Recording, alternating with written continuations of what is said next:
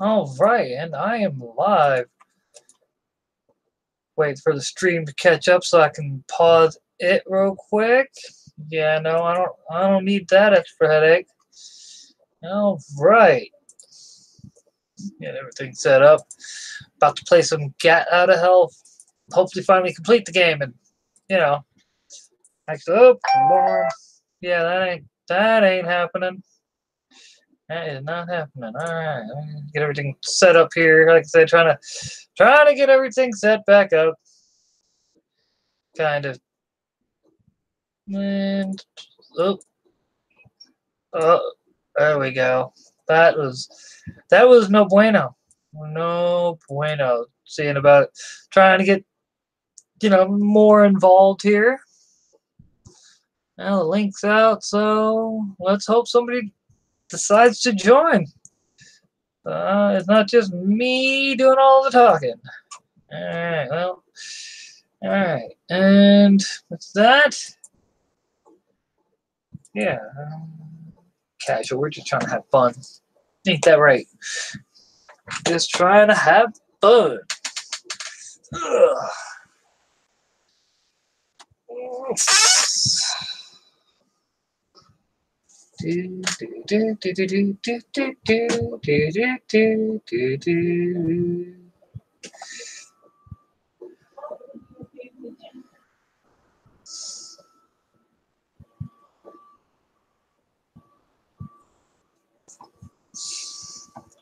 I will eventually figure out how I can have the sound stream be on the stream too. Eventually.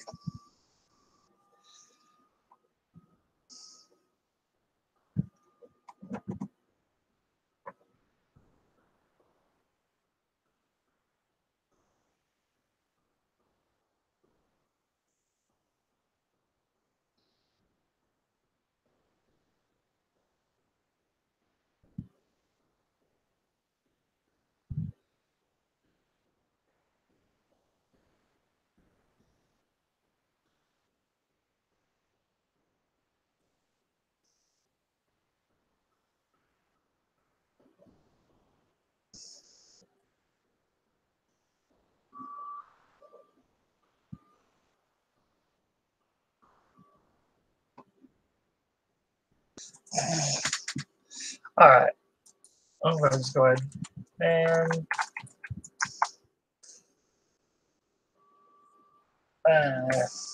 yeah.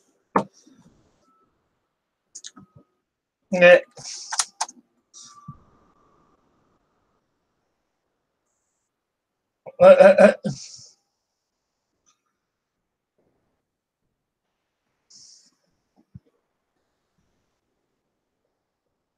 And yeah, come on. Yeah, go figure.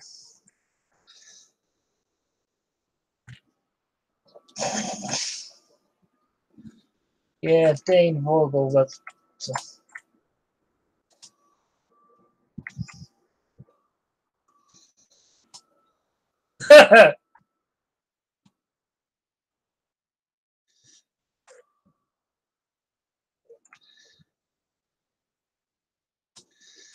right. Yes, there we go. That's what I'm looking for. EDD Bull. Really? I didn't know that. Forgot. No Infinite Sprint. New game.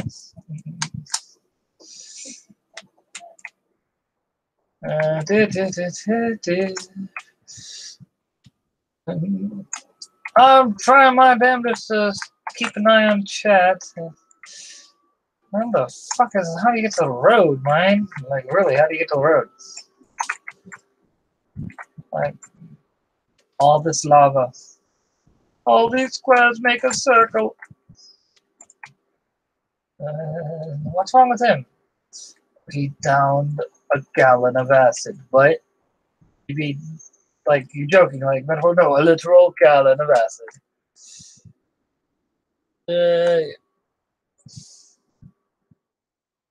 No, I have not. No, I have not played that. I hadn't even heard of it. Like, this is the first I have. All right, so where the hell is the road? Like, seriously.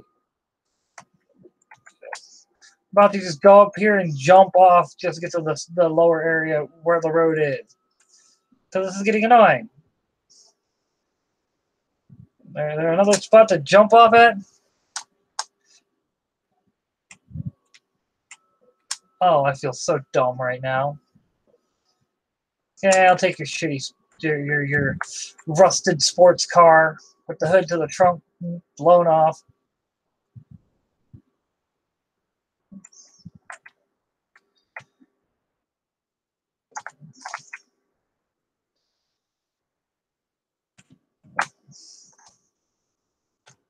But sure, why not?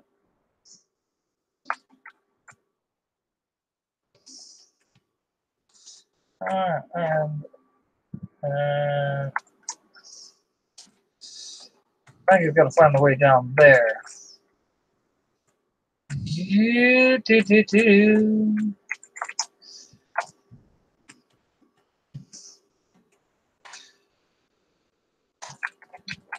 Uh, let's see how this goes. Hey, don't you see me driving here on the wrong side of the road?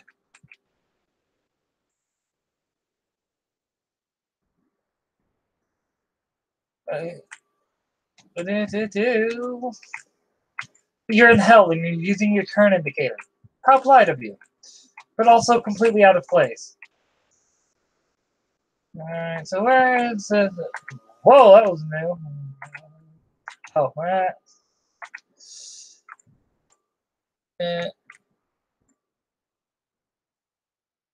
Huh. I'll have to check that out because Riddick was a good game. Riddick was a real good game. And the fact that they got. Alright, let's go. I'm going for. But the fact that they were able to get Vin Diesel to come back and voice Riddick. I'm still disappointed. We finally get a third Riddick movie. And it's set up for, like, it was pretty much set up to be for a badass fourth movie. Not that the third movie I still stand by was pretty much a rehash of Pitch Black. Like, no lie, that's how it felt to me.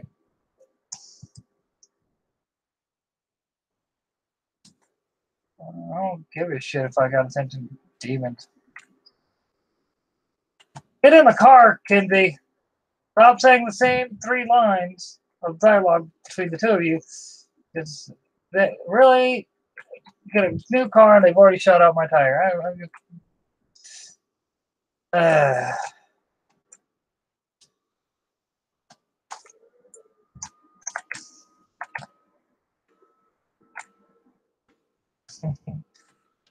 You know, I just realized I don't have one very important thing. It's under gameplay. Yeah. How are y'all supposed to know what they're saying? On top of that, what's the dang? For now, I'll have to do.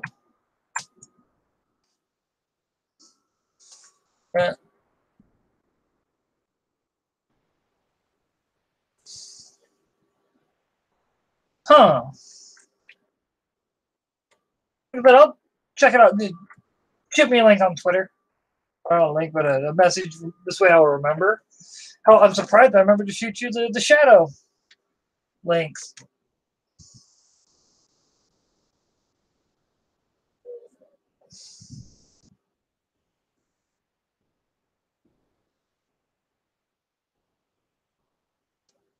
Uh,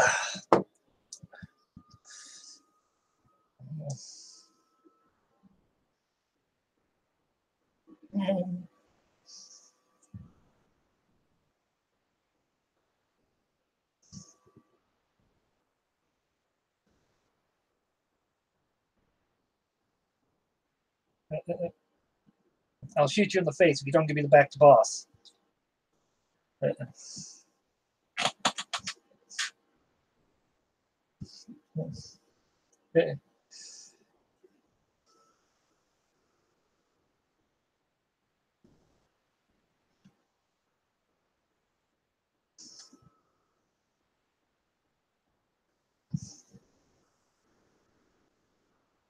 All right, all right.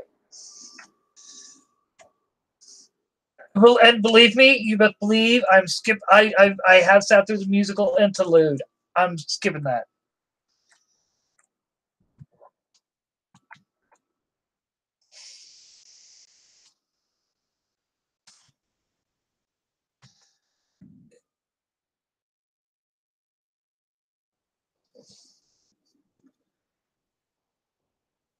Thank you, thank you. It like to me like Chronic like Pitch Black was all right. You know, it wasn't. I was kind of on it, but it was a unique twist. I liked it. But the second one, what I liked about it is it showed that you can go from being predominantly a monster movie and then be a like standard action movie fare with like big grand space battles and things like that. And it did it well. Granted, it also helped if you'd seen Dark Fury as well, which that's pretty good as well. But yeah, no, I do think that the biggest thing that hurt the Riddick series as a whole is one, the fact that they waited too long to bring it out. Like they could have gotten away with doing that if they had brought like come out with the second, or not second, but the third Riddick movie. Like I'd say a couple years, 2-3 years max after they made Chronicles of Riddick. Uh, like it was they had had they done it that way, I think people would have been more receptive to it.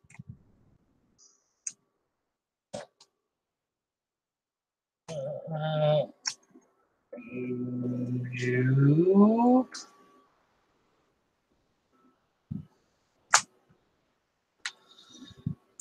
uh,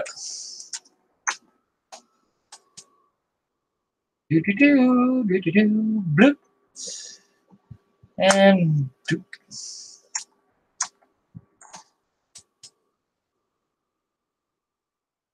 You, you,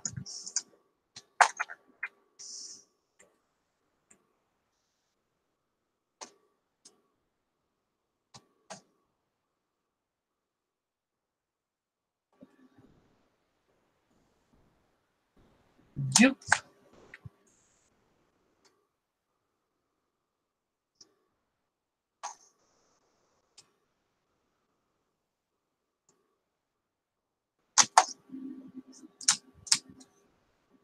Ah!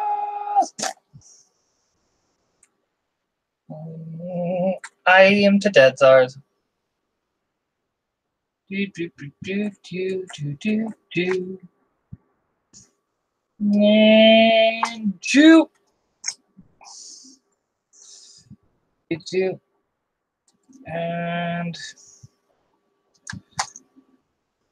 and juke.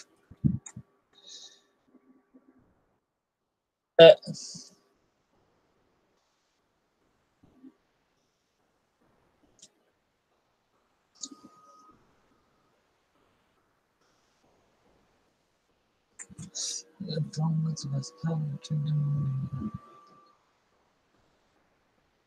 I agree.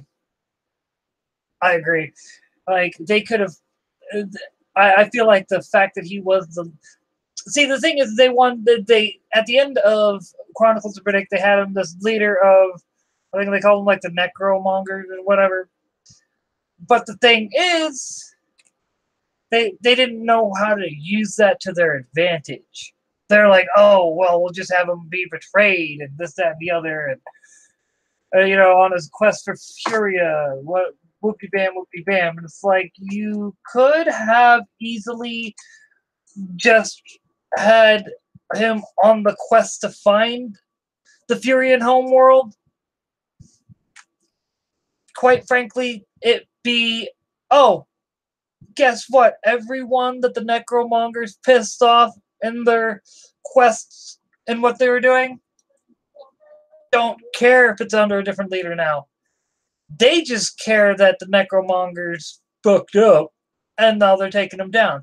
And they could have started the third movie with him pretty much being wanted, not just as for being Riddick and doing what Riddick does best, but as because he was once again he was the leader of the Necromonger.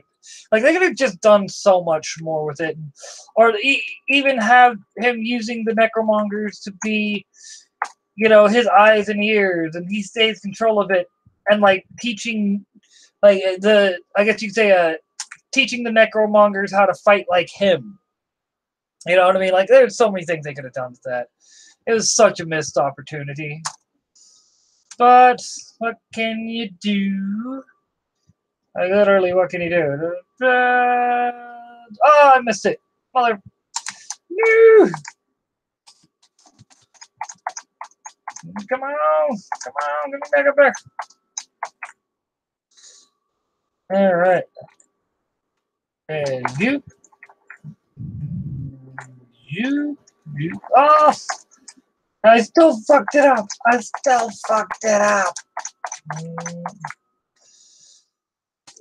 Let's see. And then have the twist that the Furians actually went into hiding and were amassing a large-ass army and wouldn't accept him for being the Necromonger. Right? Oh my god, that would have been an amazing third movie. Like, he shows up, he finally finds the Furian homeworld, and they're all like, you're one of them now. I killed their leader that decimated our people. Yes, he would be. He would be. But this is Riddick we're talking about. He wouldn't. It wouldn't matter. He'd do what's best for Riddick in the end. He'd be like, you know what? Like it wouldn't be a matter of, oh, he's finally found his home world, finally found his people. It would be, oh well, time for me to start killing. That would literally be Riddick, and probably in about that same manner too. I'm just saying, about that same manner. Completely just nonchalant about it. Well, another day, more killing. You know how we do. Like literally, that'd just be Riddick. And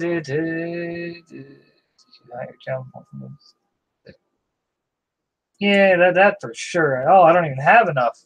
Oh, still time for me to go.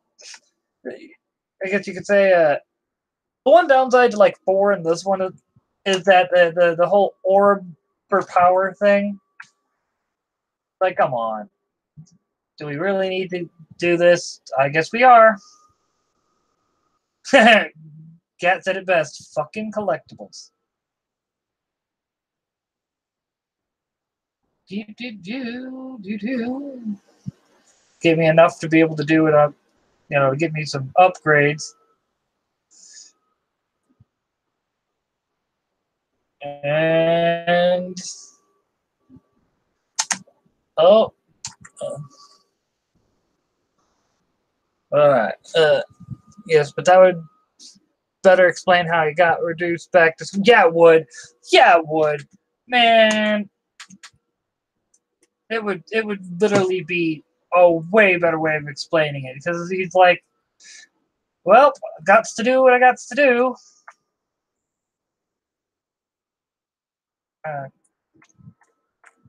Easier every time. You're Johnny Gat. You've killed more people than you've killed enough people to basically populate a small town, small rural town. I mean, come on. The end of Saints Row 2 is literally him just holding his own against large amounts of police. You fuck off. Hold on. Oh, do I have something better now? That'll work.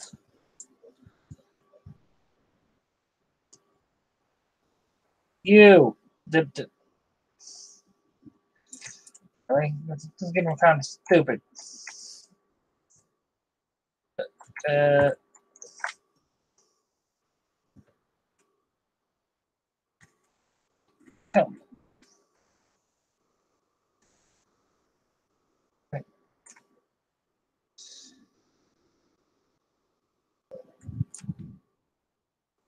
Stand against the horde of darkness better than you guys stand against me. Ooh, I want that. Come here. Your weapon shall be mine. All right, check that bad boy out. Scope work? Yes, it does. I found my new weapon.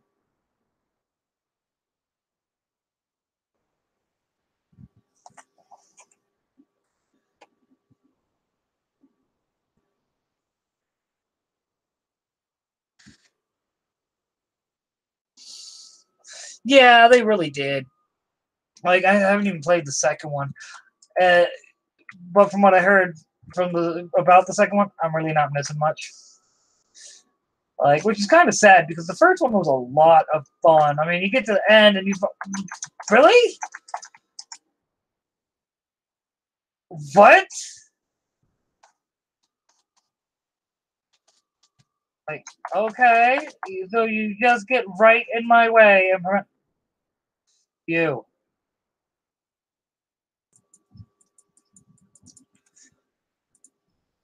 Oh yeah, yeah, that's what I thought. Like a hoop and titty nose child of Adam. I can soak enough bullets to kill you all with headshots and conserve ammo. I don't think I won't.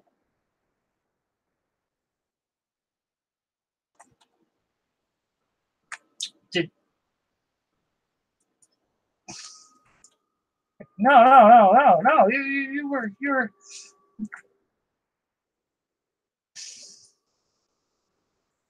you douchebags were all about doing that shit a minute ago. Come on. Fuck off. The thing's about yeah, fall, douche. Really? Oh right.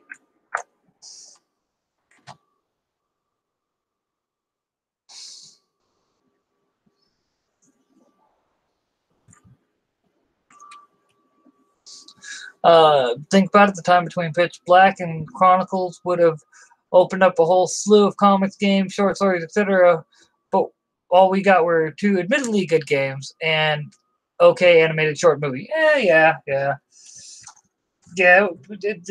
But it was still better. Like it's better than what some people like. There's some franchises we get one good movie out of, and sometimes it's not even the first one. Let's just be honest. Be happy at least got two good movies, a decent short story, some good games. Just saying. And the, the, you douchebag.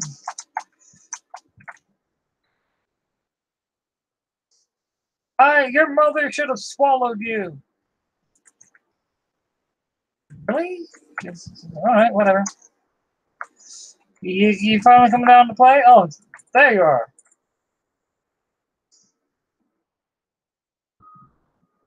Yeah, that's what I thought. Yeah, sure. Better look next time. Where did there it is. I didn't even really want to do this. I was just flying by collecting orbs and was like, here, do it.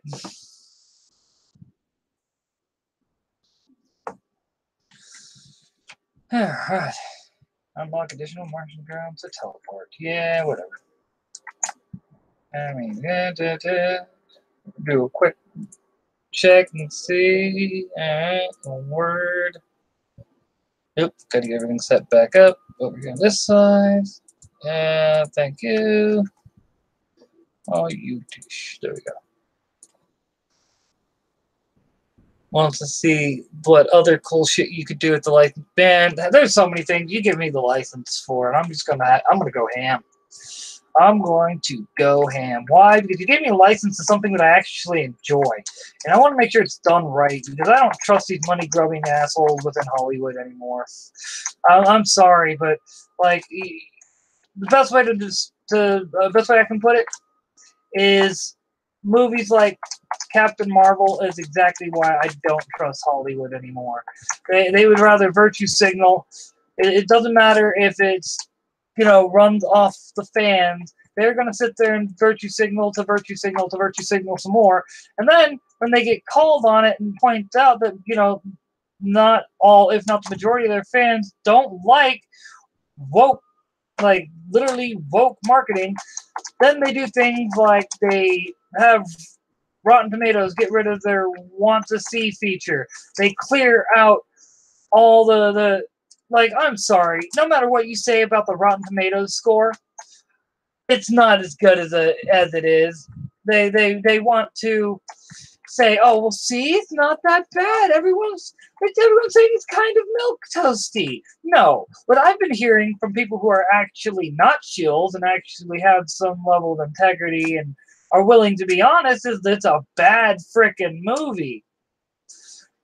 And may I say, like, when it comes to a lot of there's just a lot of shit that we can pretty much say, all right, whatever, they've destroyed it. Who cares? No point in getting upset because, quite frankly, they're just going to. There's no amount of hoping, praying, and whatnot to be able to fix the shit that these far left ideologues have created. Pure and simple. Aw, I gotta wait till that level 2. All right, time to start killing.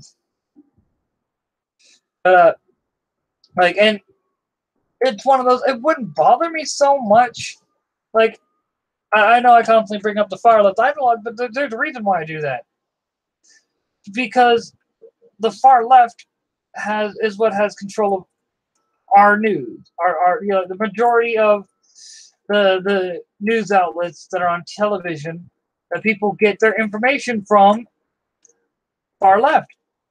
Don Lemon can go on TV, completely mischaracterize situation, practically straight up lie. No one's gonna if you bring that up. Oh, you're the racist. All right. Tucker Carlson goes on TV, brings up well thought out, nuanced, point, and all of a sudden he's the racist. Okay, Don Lemon, and I think it's Chris Cuomo, will sit there and act like, oh, the evil Trump supporters, while showing us, that their bromance is strong. Just saying. The whole bit during the Boomer Bomber, which I still say, which here's one for you. Here's one for you. Am I the only one that noticed that as soon as the Boomer Bomber was caught, like within days, because no one bought the narrative, that disappeared off of the news cycle? Please tell me I'm not the only one that noticed that. Please, he disappeared. Anything that helped the liberals, if it didn't get the traction that they wanted, they stopped talking about it. Hell, even the New Zealand thing. The minute people started pointing out that how the left is reacting is exactly what the killer wanted. Oh, people over here stopped talking about it because why? We could get the manifesto. Over there, they're still talking about it, but whatever. Let them keep talking about it. They're just showing that they're showing their own ignorance and they're going to destroy their own country. And I say that because that was the point. He knew damn good and well what he was doing, and he also knew that the what he did. Come on, don't. There we go. He knew what he did was going to cause those on both sides of the culture war to go, see, this proves their point. Come on, there we go. Yeah, gaming and politics, just what I'm all about. Really? Come on. Come on. Keep hopping on me. I'll keep killing you. Yeah, that's what I thought. Yep. That's what I thought. And oh. I need to find a friendly fire. Am I finally level 2 yet? No. I guess.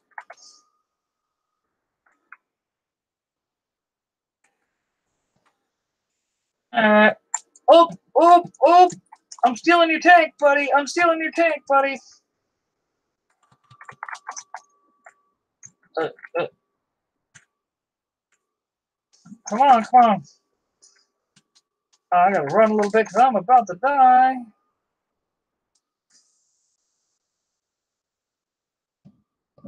I think I ran everyone off and I started talking politics again. And again, it's like anyone who's been to my channel before already knows that. Come on!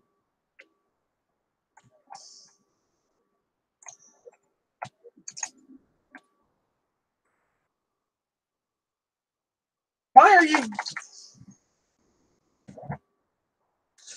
sitting there aiming for the head? Nothing, nothing, nothing, nothing, nothing. Get killed by an imp. Like, alright, that's... I'm a calling a bullshit on that one. Where's the nearest, like, friendly fire or something? I think I got enough money to get weapon upgrades. Alright, whatever. That'll work.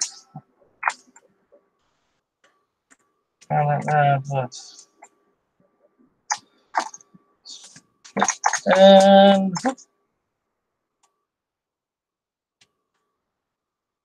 Okay.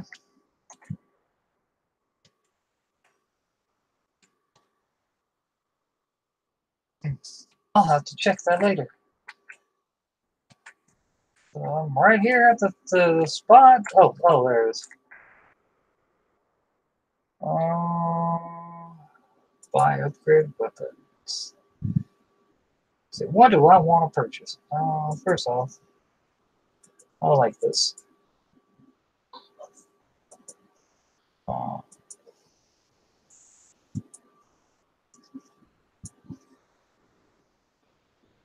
Oh yeah, I get to charge shots. I know, up its rate of fire. This thing's slow as hell, but it's worth it. All right, and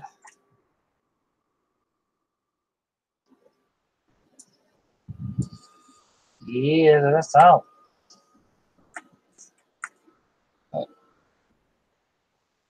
Eh. All right, and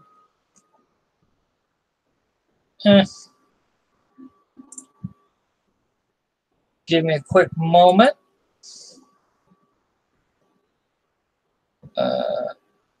Okay. Whatever. Checking my Twitter. Because why not? Who knows? Maybe I might have gotten somebody who was willing to talk with me. So I'm not trying to figure out what to say while playing video games. Especially since I don't have audio working. What's funny is if I could set this up for streaming like through YouTube the way I want it to, I lose a lot of the like hangout, like the features that I like about it. Like I'd have to set it up to where I'm going through like I'm using my Discord, this, that, and the other, and it's just more of a headache than what it's actually worth.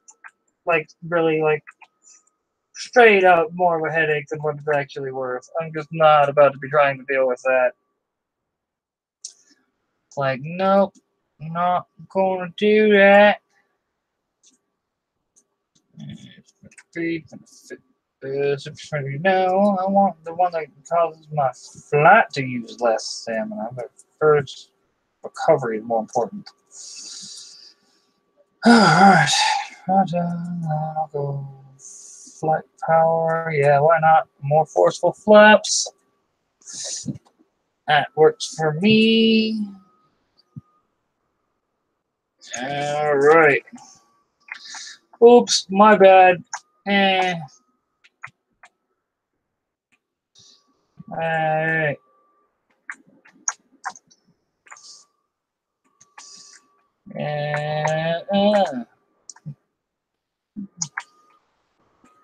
My whole thought is why would there be an ambulance in hell? I'm just saying.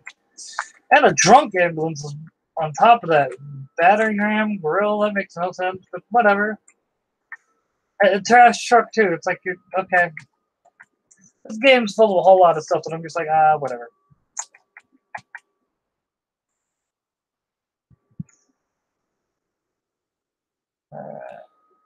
Well, I guess if you go off of the like Johnny, the homicidal maniac interpretation of what hell is, it's basically Earth. Which, if you haven't read that comics, it's made by the same guy who did Invader Zim.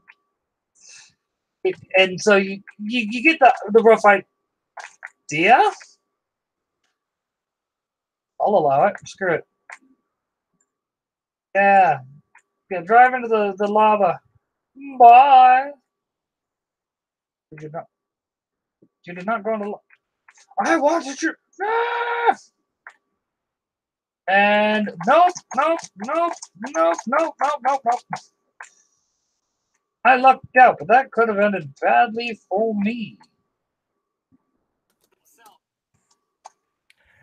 Hey, Josh.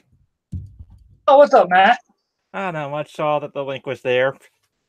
Word. Decided to jump in. Yeah, it's more nice to have someone to bullshit with. Because trying to find topics to talk about while playing video games that isn't politics or news related. Well, there's gonna be well, we're gonna have a game night with Wicked Publishing.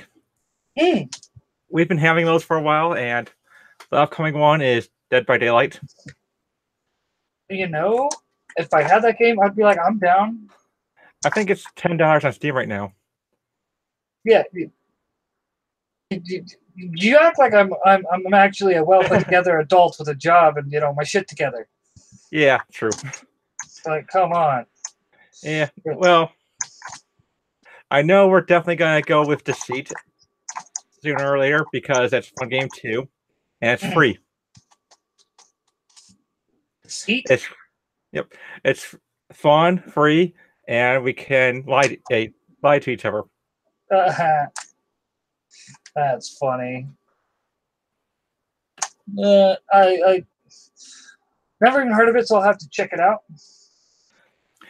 Yeah, basically the game type for it is you have 6 people, 2 are infected, so they turn into monsters during the night. And you have to figure out who the monsters are. Huh. That actually sounds kind of cool. It sounds about like this board game I played back in the day. Like it was House on Haunted Hill, I think is the name of it. And like one of the premise of the game is you and your friends go into a haunted house. Now, everything is randomized, so you could either end up being the evil in the house, or you can end up, or one of your friends could, or nobody ends up being the evil. It's all done by the game. But when we played, and the thing is, a buddy of mine was trying to do the YouTube thing, and I was going to edit up the videos and everything for him. And like I did, that's actually how I learned how to edit videos. Is doing that. And he never gave me the information to his YouTube so I could upload it, and never came over and got it himself so he could upload it.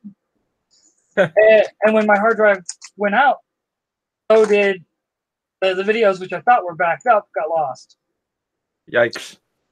Yeah, it's disappointing to say the least. Yeah.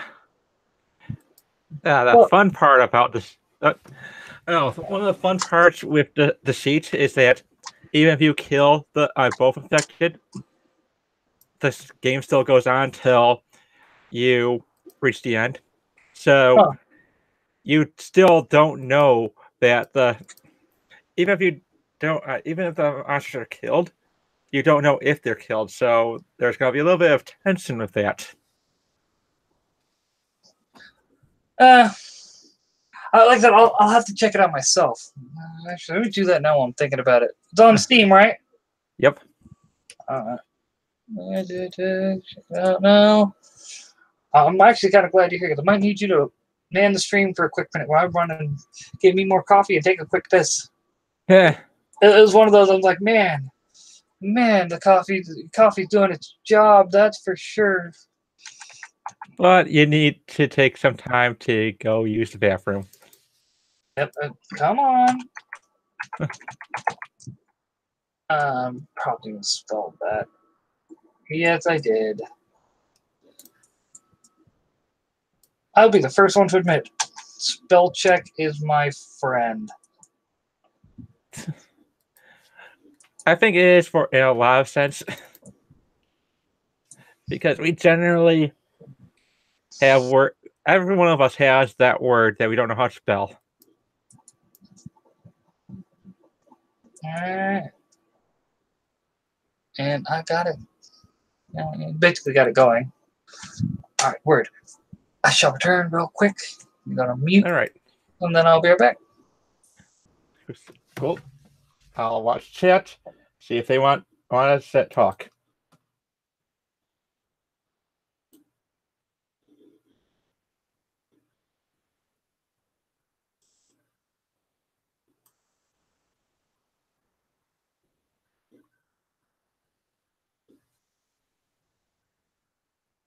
Gorgonite? No, she has not.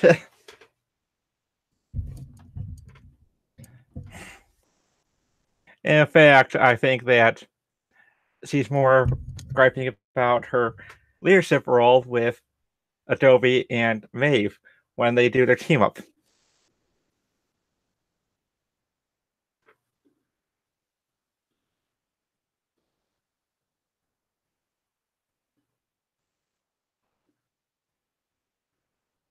And I agree. On autocorrect, it's satanic because it doesn't know what word you want to use. And sometimes it'll give you the exact opposite word you need.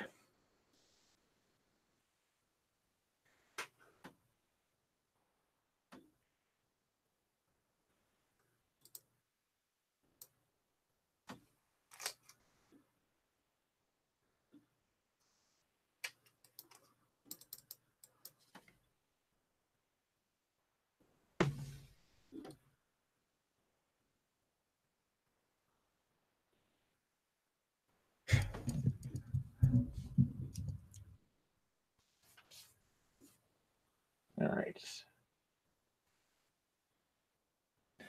So, Gorgonite, how have things been for you?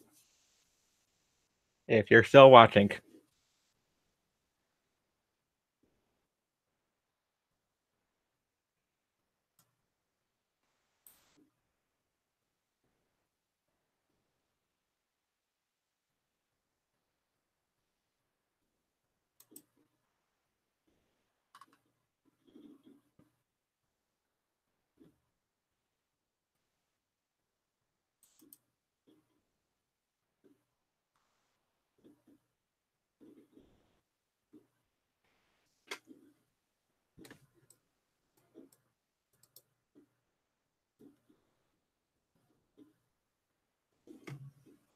That's I like good.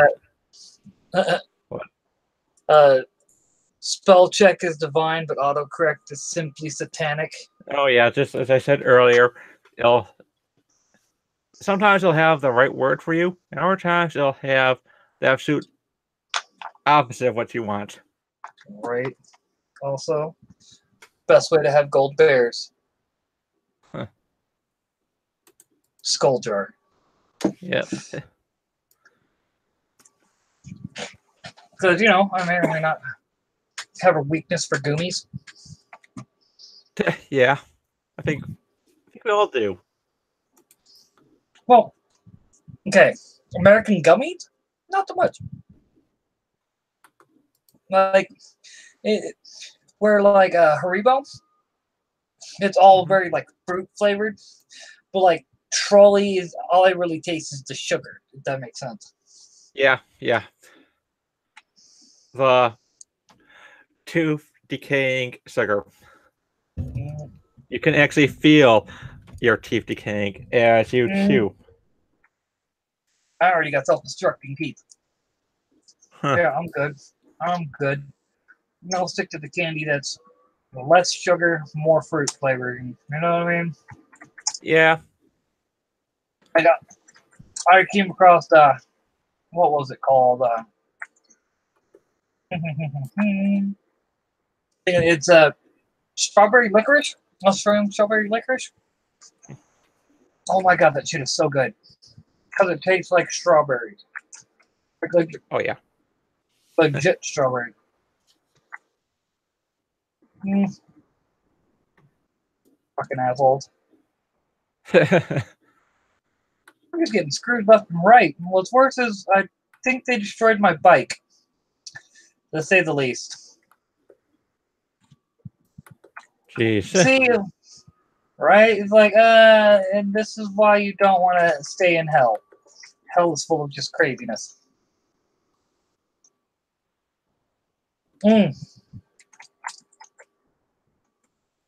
Tech chat, as that question's all you. Yeah, well, I pretty much had, I think before the current story, I had about 2 major prototypes. One was set in England, and then I realized I can't do England, so I had her traveling America because, why not? I figure that even when you look at all of the animals that came with your Europeans to America, I would figure that the supernatural creatures would come with them. So I figured it'd be an interesting idea to see how that would work out. And now we've got this big shared universe with Dan Sakura and Brett McCowan. But I really have to say, the reason why we all are doing it is because it really didn't require any kind of major adjustments to our stories. It all just kind of worked out. Yep. Hey, the best way to do it.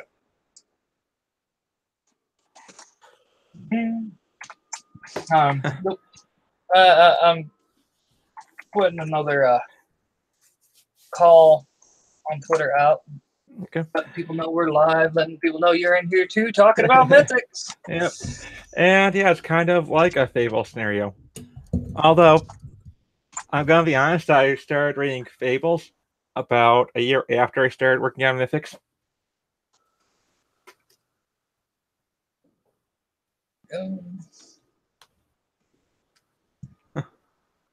Yeah. Give me a sec. I don't know what's being said in chat. So it's like, So I'm talking about like Fables, like the game? The comic. I've never heard of it. That's what I was asking. Okay, well, Fables is basically fairy tales in modern day America. Or more specifically, if they lived in New York. That doesn't sound too bad. That sounds like it might actually be a pretty good concept if it's written right. Well, a lot of the writer of the comic he's not an ideologue, so if you were to go to his Twitter account, you'll see nothing but professional stuff I tweets on there. Well, nice. Because that's what you're supposed to do. Yep. Plus, there's a story arc where Snow White finds out that she's pregnant with a big bad wolf's child or children. And when she's offered the choice of abortion, she just looks at the doctor as if he's crazy and says, "No, I don't believe in abortion. I'm going to have these children because, like it or not, they're now my responsibility." I like that, dude. But I'm not gonna lie. The reason why I like it is because it's like you figure the standard automatic response would be, oh yeah, go for it, la da da da da. But it's like, no, you know what I mean? It's showing the more conservative. Yep. And it's like it's refreshing. Oh yeah. And the writer has taken a lot of heat from the Mary Sue as well because he did a panel on writing women in comics. And he actually dared to defend himself against a heckler in that panel. Oh my God, defending yourself against hecklers without just claiming that he's harassing you, or she, whatever. He. It's like, that's the reason why. That's the big reason why the Mary Sue was so angry, is because how dare this straight white guy talk about writing women? Yeah, that's. See, the Mary Sue needs to realize is the biggest problem that they're facing is they're their own worst enemy. Like, but try to stay off of. No, I'm not. I'm not going to do that. Matt, talk more about Mythics. Why is it awesome? It's awesome because it has magic, and talking to Mr. Marvel on Twitter, I've kind of revealed some ideas about going to alternate realities and seeing different versions of the character, which I think I'm going to have as a joke that the male version of Elfia is basically a well-mannered John Constantine. I like that. I like that. Oh. See, that's at least funny and fun. Oh, yeah. And may I say, well-mannered John Constantine would be kind of refreshing. Because John Constantine is the furthest thing from well-mannered. Yeah. He's likely to call you a tosser and give you the finger. Yeah, and that's mainly influenced by the fact that whenever I talk about Elfia, people often ask me if she's meant to be a female Constantine. But, see, just because the characters are similar doesn't mean that they're exactly the same. Yeah, but it is a good sales gimmick, though. It gave you a good joke, so if nothing else, there's that. Yep, and Gorgonite just can't help himself by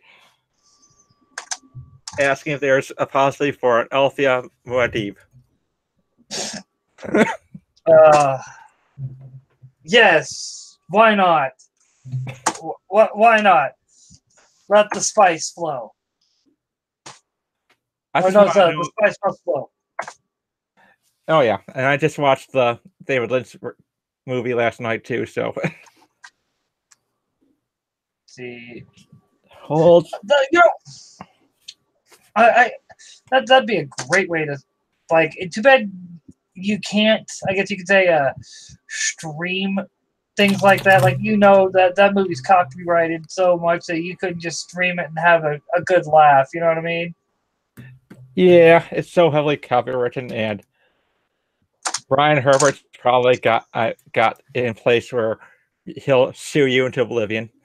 Right. It's like, come on, dude. We're just trying to have a quick live stream where everyone enjoys this movie and talks about it. Especially with the new Dune that you're working on. That'd be free advertisement. I'm just saying. Totally free advertisement. Oh, yeah. Like, yeah, why are you running out of juice? That's my question.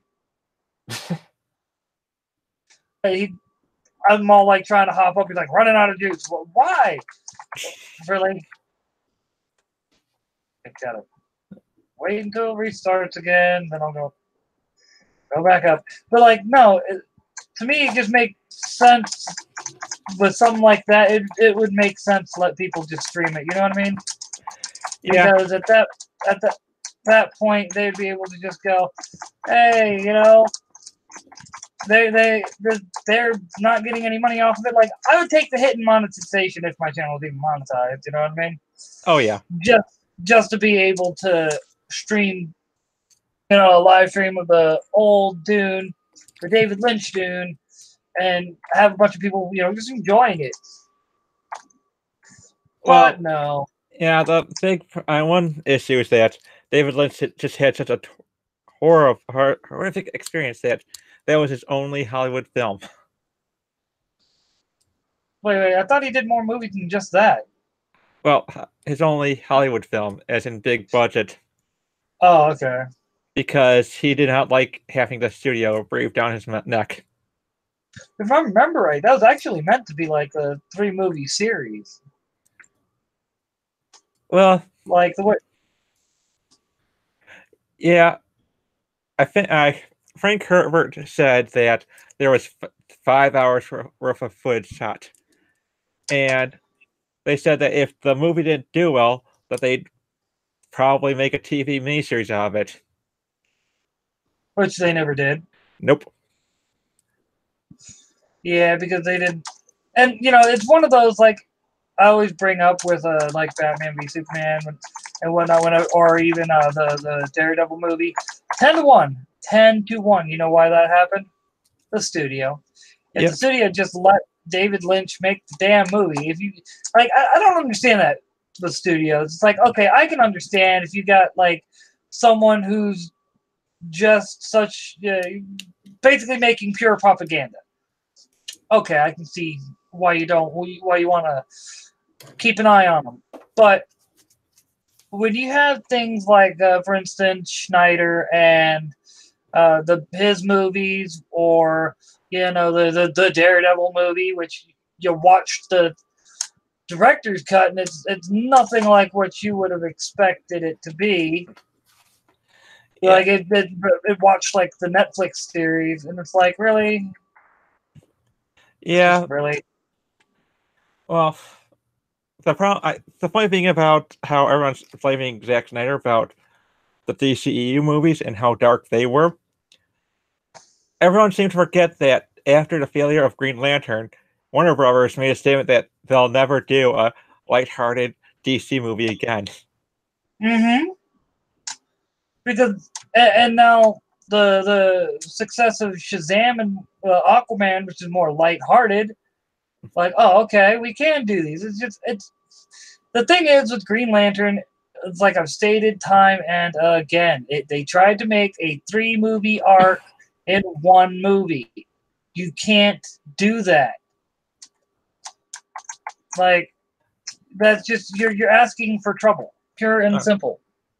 Oh yeah, and Gorgon Emissary, if Alejandro Jodorowsky had it his way, you'd be getting a 20-hour movie.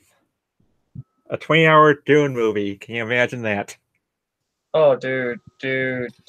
Oh, would have been amazing, dude. It's like, why does, like, to me, you're only paying to see, the price to see 1 movie. If it's long as shit, okay, have an interlude in it so people can get up, stretch the leg, use the restroom real quick, and come back. People won't mind that. It's like, all right, folks, like 10-minute interlude. Go use the restroom, do what you gotta do, get refreshments. And movie theaters would make, speaking of the fact that they make most of their money off of the refreshments anyway, the concession stand, they wouldn't say no to it because they're making extra money. Yeah, and unfortunately, with studios today, the only reason why they're doing they have longer movies, like, say, the more recent Transformers movies that are closer to 3 hours long, is so that they can fit all the advertisements in there, as well as have all those slow motion shots. Because I think it was Age of Extinction when there were 3 slow motion shots in a row, and not even a minute in between each of them. I don't remember. I haven't seen that movie in a while. But no, I like Age of Extinction. I do think, which this says a lot about the Transformers movies. I think Age of Extinction was the better. Was better than the original 3 movies combined. Well, it's the 4th movie. Yeah, that's what I'm saying. Okay. It was better. I think with... Go on. Oh, I was just gonna... Go ahead. Okay. I think I think the problem with Revenge of the Fallen was that they're trying to beat the Writers Guild strike, See, or at least the and first one. it's not even like the Writers Guild strike killed a lot of things. Let's just be honest. Like the reason why the third season of Heroes sucked, for instance. First two were pretty fucking good. You get to the third season, and you're like, what the fuck is this shit? I made it like I don't even remember how many episodes I made it, but it wasn't many. I think I stopped paying attention the like episode 3 or 4. Well, problem with Writers Guild strikes is that they are rarely successful and they destroy a lot of writers' careers because there were a lot of writers who were still recovering from the Writers Guild strike in the 80s when the 2007 hit. Yeah, I mean, don't get me wrong. I understand you need to pay your writers more, and I understand that if it wasn't for writers, man, you would like you could have the greatest actor in the world, but an actor's an actor. A writer's a writer. Yep. You, for instance, putting it in context of like comics, yes, okay, I'm annoyed that the artist gets to be the rock star in a lot of cases. But if it wasn't for you, there would be nothing for that artist to draw. Which is interesting because of the whole lawsuit between Neil Gaiman and Todd McFarlane was that when it came to Angela and Medieval Spawn, it was awarded to Neil Gaiman because if it wasn't for him, basically the judge ruled if it wasn't for Gaiman, those characters would not exist. So that set a legal precedent for any future legal bills such as this, and it's more likely going to, if the writer create a character, it's gonna be in the writer's favor. Yeah, and like I said, it's one of those. If you can be the best artist on earth, you don't have the writer behind you. Like very few people are Troy. Let's just be honest, all right? Troy proved with Wanpool that he can be a good writer and a solid artist at the same time. Like he showed that there are people like that out there, as well as the colorist and an inkist and a letterer. Mm-hmm. Like he did it all himself. But for every Troy Torres, there's a dozen Chris Claremonts, I guess is the best way to put it. That, yeah, he's a great writer, but he's not an artist. Maybe if you want some like stick figure hentai, you might be able to go to him for that, but that's about it. Pretty much. I specifically chose him because Otis Frampton earlier made a joke about the Dark Phoenix movie not having a Stan Lee cameo, and he was like, well, you could always have all these different people, and one of the people he mentioned was a Chris Claremont tribute, thinking Chris Claremont was dead, and he's like, wait, no, he's not dead, and I was like, Chris Claremont, best X-Men writer ever! He was so good. He was such a talent in that time that they gave him the most important writing job in DC. It's in 1991, which was the Star Trek 25th anniversary story. Yeah, and did you see what Gorgonite said? Yep, that shit's hilarious. Like, although, all right. I saw Bumblebee, and that was a decent Transformers movie. That's what I heard. I've heard good things about that. That movie was what the first one was supposed to be, honestly. Gotcha. And I heard John Cena actually really solid in that movie. I've heard that too, and he's actually. Well, yeah. I'm not surprised Cut? because he's a wrestler and that's a lot of wrestling acting. Oh yeah, but like, have you seen the Marine with him in it? Like, you could see that was his first like actual movie, and you could see he had the potential. He had the potential. He just wasn't refined. He needed to spend some time with an acting coach, things like that. Oh I do yeah, like what The Rock did, where The Rock just he understood that he didn't have automatically what it took, but he did what he had to get better. You know what I mean? yeah, that's something that a serious actor does. Mm-hmm. I like that. Writers and artists, uh, by and large, seem to be eternal rivals when it comes to crediting. I like that note going. If you're fuel purist on this one, 80s Transformers movie or bust. I was never a Transformers fan. Turtles, man, turtles all the way. Do you not see the turtles on the wall over here? I'm just saying. There's a reason why I got those figures, because I saw the movie and was like, I need this in my life. Like that movie tried its best to be like. All right, so the new Turtles movies. The first one was all right. You could tell they took a lot of liberties, but man, they were trying to have that same feel, that same heart as the old movies. But I'm sorry, the best one has been and always will be the first live action Teenage Mutant Ninja Turtles movie. That one was the best, and you will never like the movie. If they went back and rebooted it a third time, or a second time, sorry, they would have to have someone who's like a hardcore Turtles fan to do it, because that would be the only person that'd be able to get the right feel for the movie. You know what I mean? Yeah, The right tone. although there are times where the outsider can do probably a better job. Take, for example, Star Trek, a comparison of Star Trek the Motion Picture and Star Trek 2, Wrath of Khan. You had Gene Roddenberry with the motion picture, and you had Nicholas Meyer for the Wrath of Khan. Meyer did not know anything about Star Trek other than the guy with the pointy ears was Spock. Mm-hmm. All right. And it took him a lot.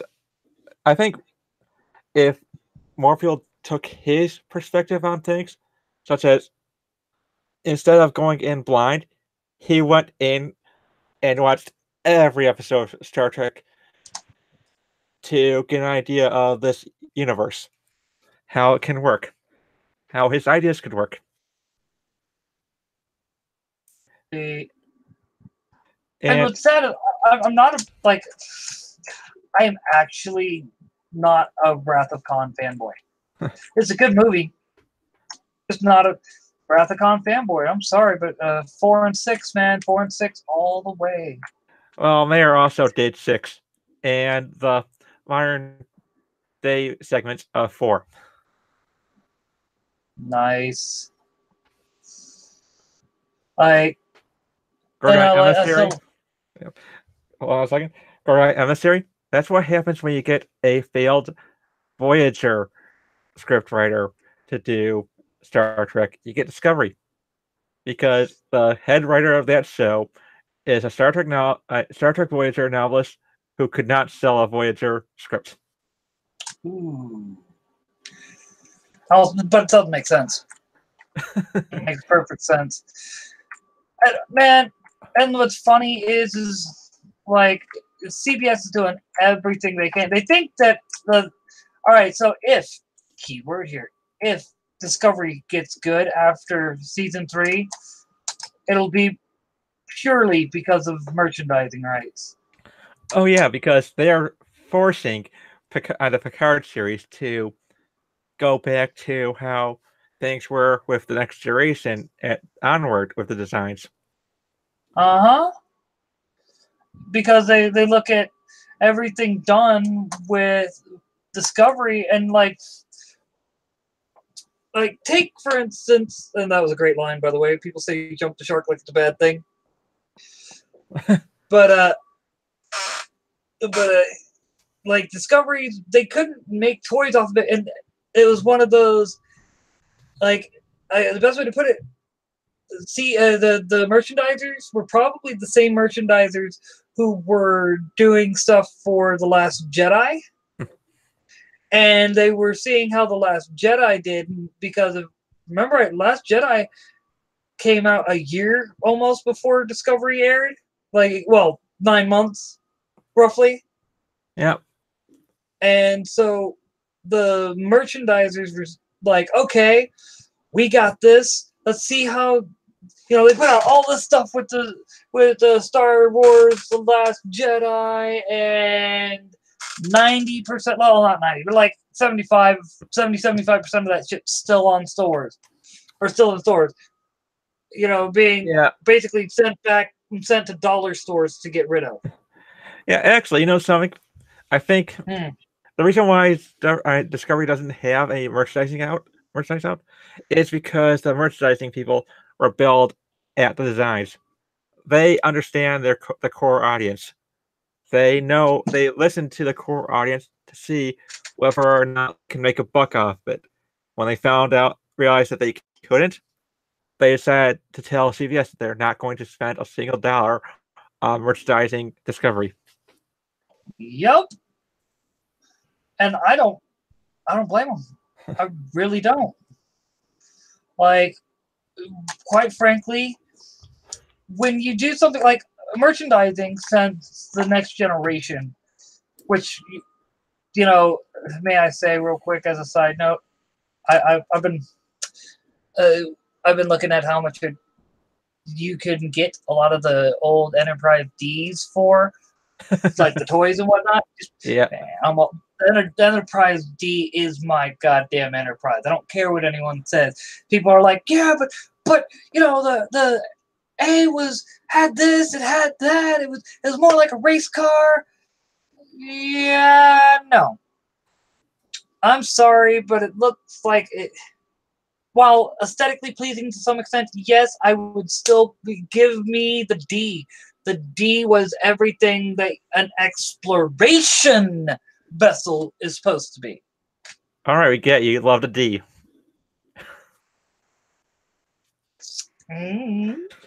Stop it, you. But you get my point, though. Yeah. Like it's one of those. It was what, like, I personally like, even the Ambassador class, because it was a good, like I could say, a merger of the Excelsior and what would become the Galaxy. Yeah, that was actually going to be the design for Enterprise D. Oh, really? Yeah, my ex-girlfriend now, bought me the art of Star Trek, and it had all kinds of concept art from the shows and movies, and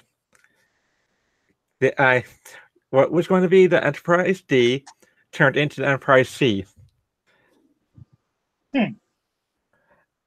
Also, they were planning on doing this whole sequence in the motion picture where you got to see the Enterprise do a saucer separation for the first time. Oh, the A, yeah, because apparently a lot of that's supposed to be like a standard feature on a lot of starships, a lot of Starfleet starships. Yep. Like, remember, even the Defiant has had like a form of saucer separation. Oh yeah, and Gorgon Emissary. I saw the minute you started chuckling. I was like, I mean, I'm scared to look. I looked, man, fuck you, Garnite. Just fuck you. Yeah, but I also I saw that they've got out the art of John Eves, who did the artwork, all the concept designs for Star Trek. I think beginning with The Next Generation up until Discovery, and had even done designs for the reboot movies. Unfortunately, he wasn't the one who designed the Enterprise because they gave that to someone else. See, I liked what they were trying to do with the Kelvin timeline. And I don't like Beyond isn't that bad of a movie. I think it's actually pretty good. I think the biggest problem that hurt the Beyond was the what you call it? It was the trailers and whatnot. Because Simon Pegg is a Star Trek fan. Like Star Trek and Star Wars. Yep. So it's one of those. Like he did his best, and I liked the way he. You've seen Beyond, right? Oh yeah, saw that in theaters, and I own the movie. Yeah, it's not that. It's a good Star Trek movie. It's more actiony, but it was actiony at the same time. It had a lot of ethical questions. You know what I mean? Yeah. Like with Idris Elba's character and how like everything going on there. It's like once you find out the twist and this, that, and the other, it's like. And it's a really good, I guess the best way to put it, it's a really good twist on when you expand too fast for, I guess you could say, or when you are running too fast for your legs to keep up. Yeah. Go ahead. Oh, well, I was going to say that I thought that this is out of all 3 movies, I'd have to say that this is the first time I saw Chris Pine as Kirk. Right? Like, and I'm not even a Kirk guy, and I was like, that he really felt like that. Because the whole thing about Kirk is he's always torn. After the original series on, like, from that point, like, let's say around the motion picture on, he's always torn between his duty as a Starfleet officer, his love of being a captain, and the wanting to have a normal life and to get out of the captain chair, have a family, things like that. Like you could, one of the few things I give Shatner is he did do that well. He did show that internal struggle within Kirk between what he wanted and how he was constantly being pulled in those different situations. Like even in Generations, that whole bit there at the beginning where he's like, he's looking at the captain chair that he's been offered and he wants to take it, but he knows if he takes it, he will not give it up. Yep. And it's just, I think overall, the whole idea, that's the one thing that Shatner understood about the character. He's not so much the brass captain that does everything right and will always knows he's doing something right. He's following more along lines of the Horatio Hornblower model. Okay, that's a new one for me. Gene Roddenberry was a fan of Horatio Hornblower. It was a novel series that was adapted into a 1950s film starring Gregory Peck as the lead character, and Hornblower was one of those complex characters of the era. He was a captain in the British Navy during the Napoleonic Wars, and he would often question himself over whether or not he was doing the right thing, and always had some kind of internal battle, such as when all I have to say is that if you were to watch the movie Captain Horatio Hornblower and then The Wrath of Khan, you'll understand where where Nicholas Meyer had gotten a lot of his inspiration from for that movie. Gotcha. I do need to watch Wrath of Khan again, just because I haven't seen it since I was a kid, and taste might have changed. Yeah, watch the director's cut. Oh, dude, always watch the director's cut. Like, if you have a chance to watch the theatrical cut or the director's cut, I say always watch the director's cut because the director's cut's always going to be as close to what the director envisioned as possible. Oh yeah, and the one thing that was lost in the theatrical cut for the Wrath of Khan was identifying the young engineering officer as Scotty's nephew. So what was lost in the theatrical cut was that whole, well, why is Scotty so upset about this random engineering officer getting killed off? Well, that's his nephew. Yeah, it's one of those. Man, I didn't even know that. That's Heartbreaking. that sucks, man. Yeah, it really is. But see, that's the thing about that I've always liked about Star Trek, though. Star Trek, to me, Star Trek is always about. I guess you could say it's why Discovery is so shitty to me. Because Star Trek is always about look at what man can become, and Discovery is all about look what man is. Does that make sense? Yeah.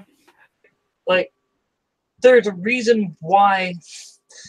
Now, yes, the later series, i.e. DS9 and Voyager, did tend to do a lot of overarching storytelling.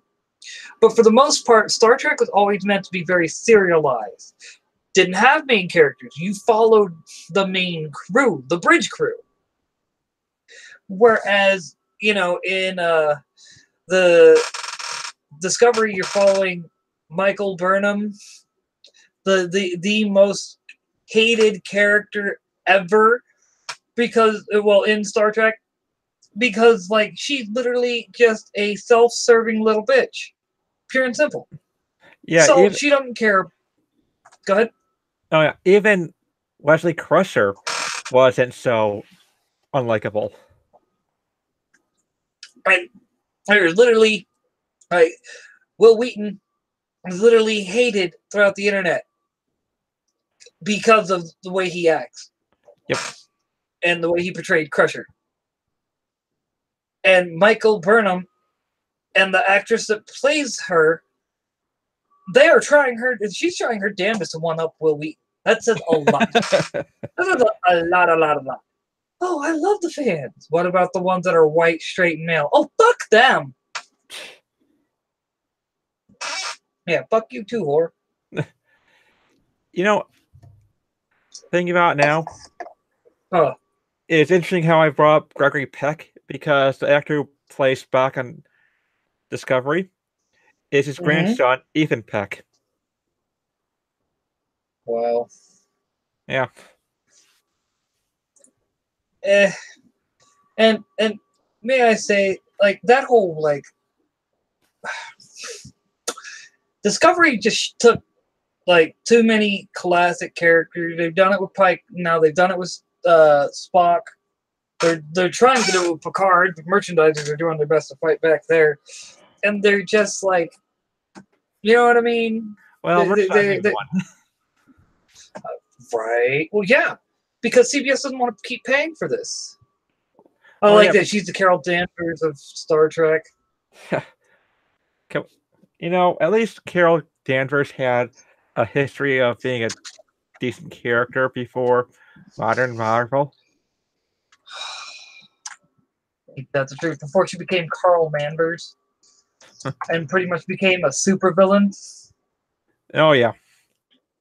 Gotta love that fascism, because superheroes love fascism. Yep. And, it's funny. They were... The writers would say, oh, well, we're proto-fascists. We're this, we're that. You literally write Carl Danvers as the way a fascist dictator would act. And she created a villain from that. Mm-hmm. And didn't even feel bad about it.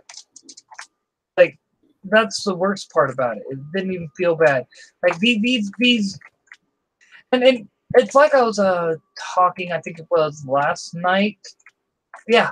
On Spork Stream, when I said these are a bunch of people who don't have kids that are trying to dictate what's appropriate for kids to watch. and they're basing it all off of what their like gender studies professors said kids need, not it, and but the problem is let's be honest, when you also have what are you doing? The stand was getting a little loose. It's falling off, Oh, so I had to readjust it.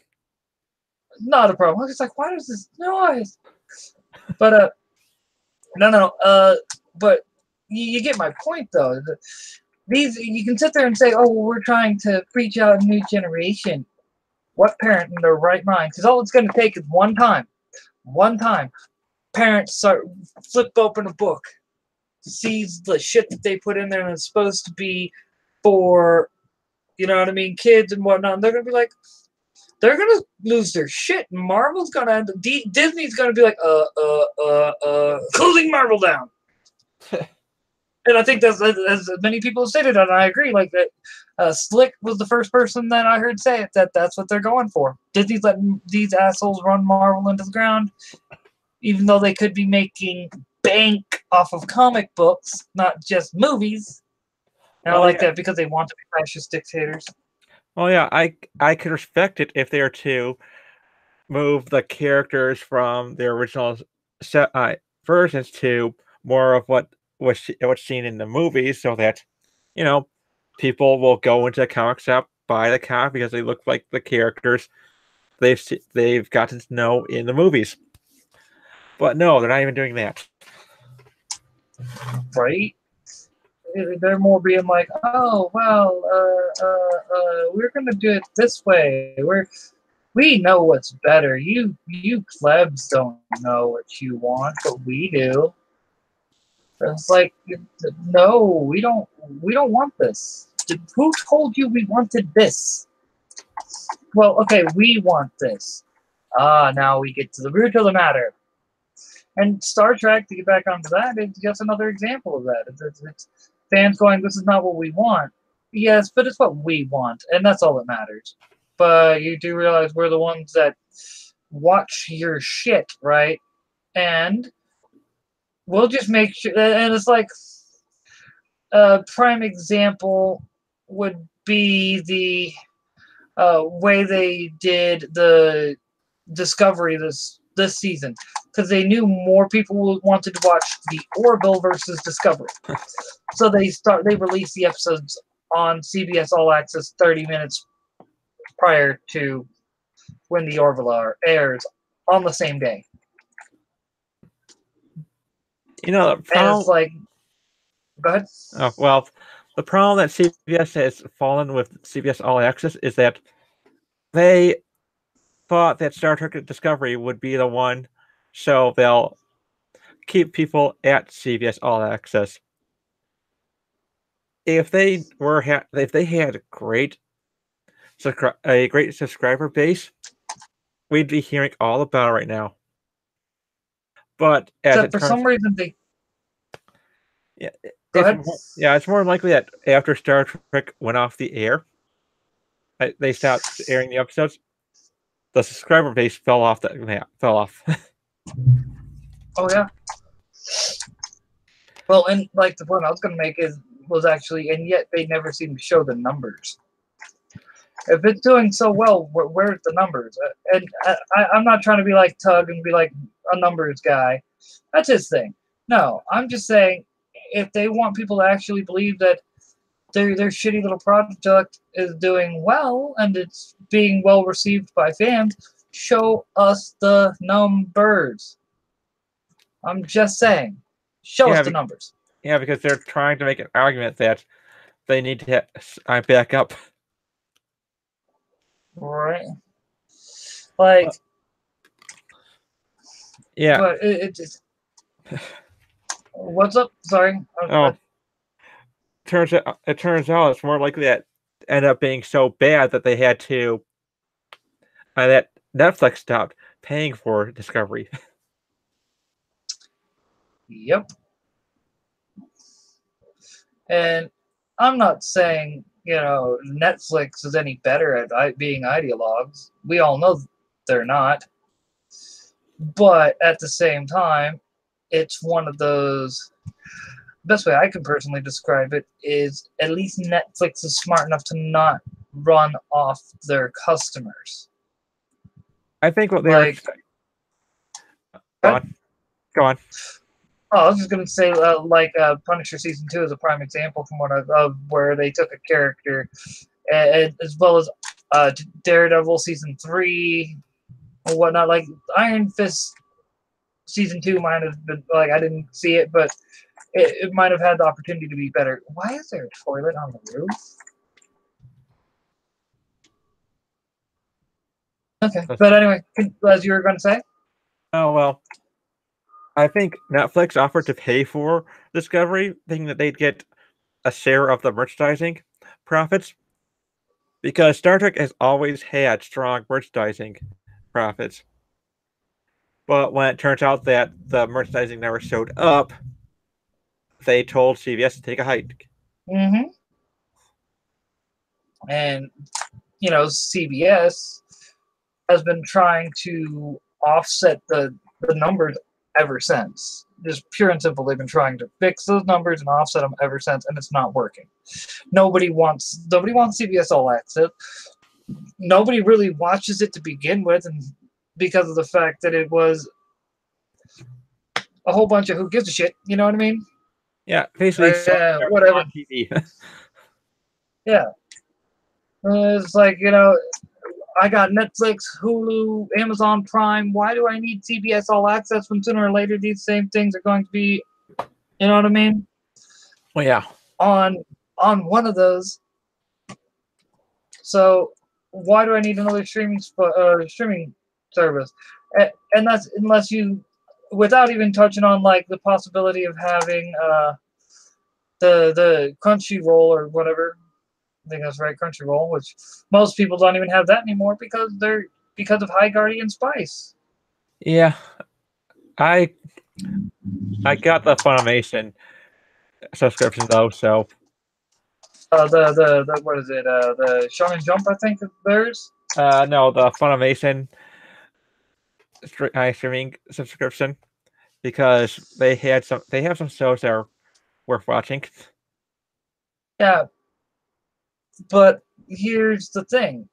Then wasn't Funimation the company that was caught trying to put their political views into an anime? Yeah, but it's funny, but they also picked up Gintama, which is probably going to be very problematic for them, because it is the most politically incorrect show you can imagine.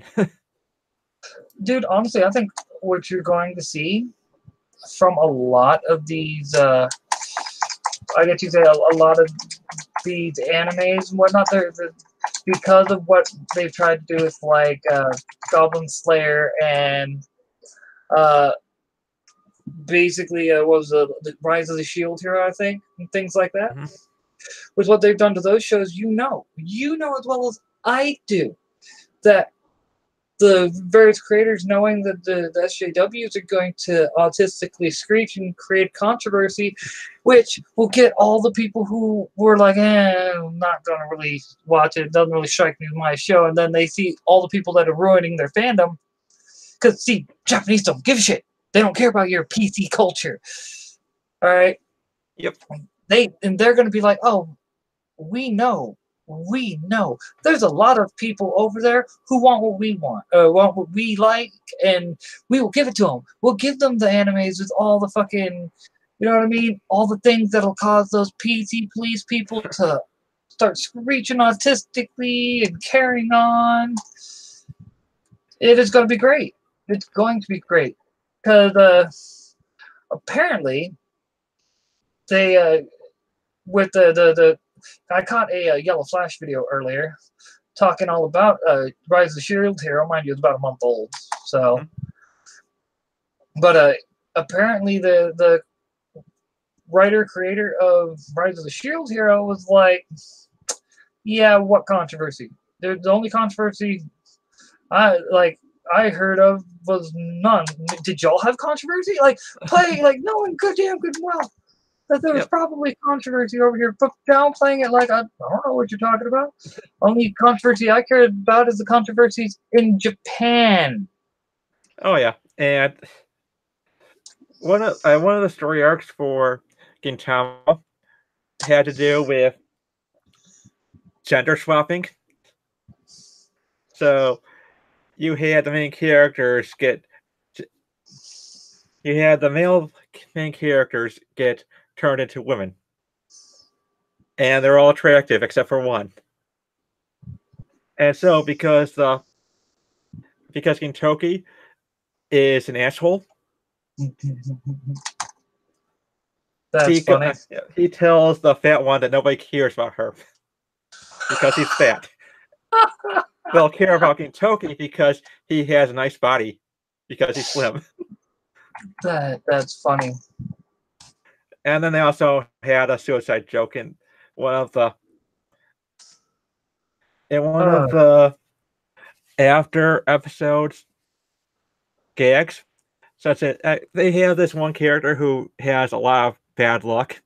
So they answer a question from the audience what the character would look like as a woman.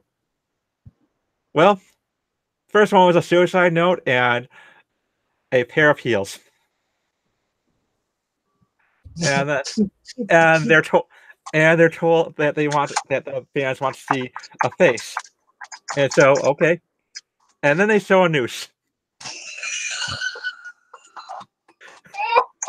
Oh, that's so wrong. That's so wrong. And you know that pissed them off. Oh God, that so pissed them off. That makes fun of people with mental disabilities and this, that, and the other, with depression. Oh, what? Just because of the fact that you're perpetually depressed because nobody likes you? I'm just saying. Yep. I mean, they'll probably say that Gintama is so progressive because there's transgenders in there. They'll say that just until they start hearing them talk, and they use language that will get them banned on Twitter. Oh yeah, I'm just saying. But see, but the thing is that a lot of the reason why it's funny is in Japan, those who are transgender don't really care about that because of the fact that Japan is really, for the most part, open-minded. I mean, yeah, there's that whole, well, if you decide to be transgender, you have to be sterilized. That's you know what I mean? The something that apparently is on law. And I'm just like, wait. Does anyone not understand that the minute you go in for surgery, you're already pretty much sterilizing yourself. I think that law is just Japan shitposting the world. Right? Showing how many people actually know what's going on and actually have done the research and everything. Yep. It's like, oh God damn it. You guys are dumb. But it's still, all of the controversies surrounding these anime. Alright, so, Weaponized Nerd Rage. That's what it was talking about the first episode of Goblin Slayer. And the first thing he said was, I read the manga. What was the first episode, that whole part in the manga was way worse. And it was one of those, okay, so I went and looked it up online. Compared the two after watching the first episode. And okay, compared to what they could have done, both were relatively tame.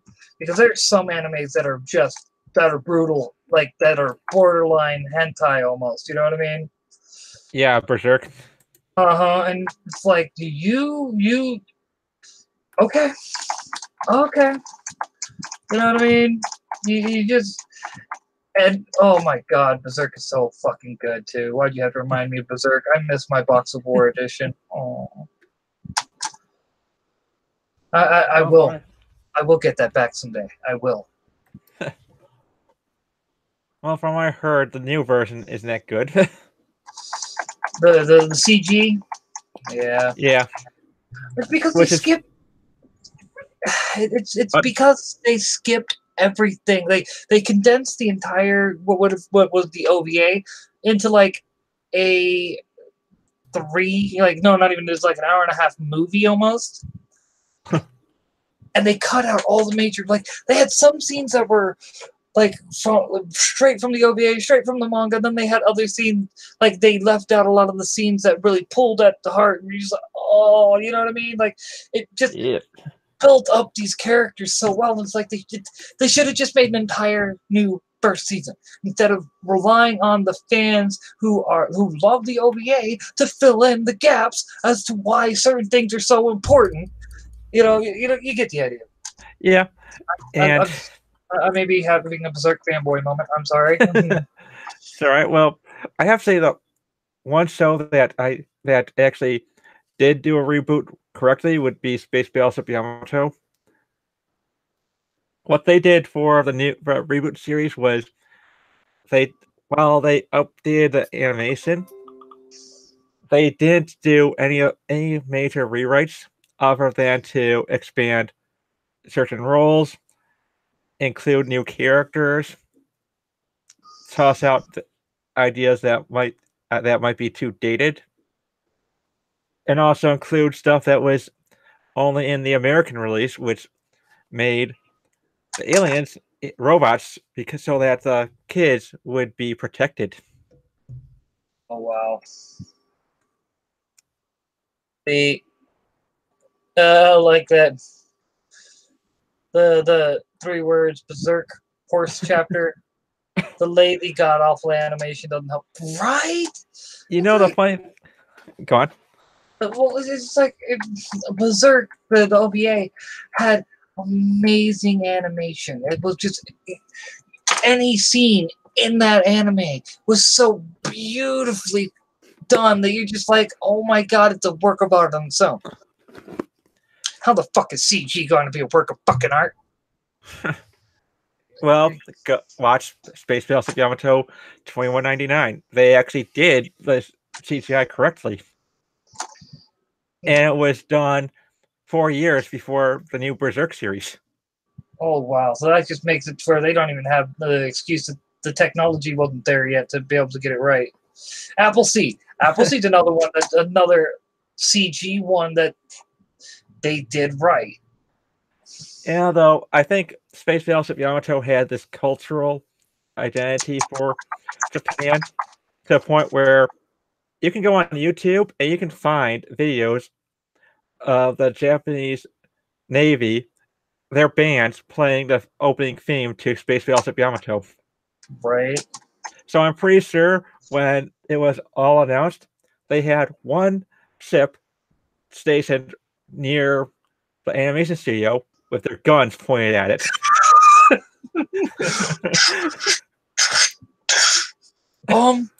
Sir, I think the Navy's trying to tell us something. Yeah, we're not gonna piss them off. we might actually get a round through our building, and we can't afford those repairs. You know how expensive shit is in Tokyo? Fuck that. We're good. We're good. And yes, Argonite, it did do everything that was good in a reboot. Although they did take out a lot of fan service.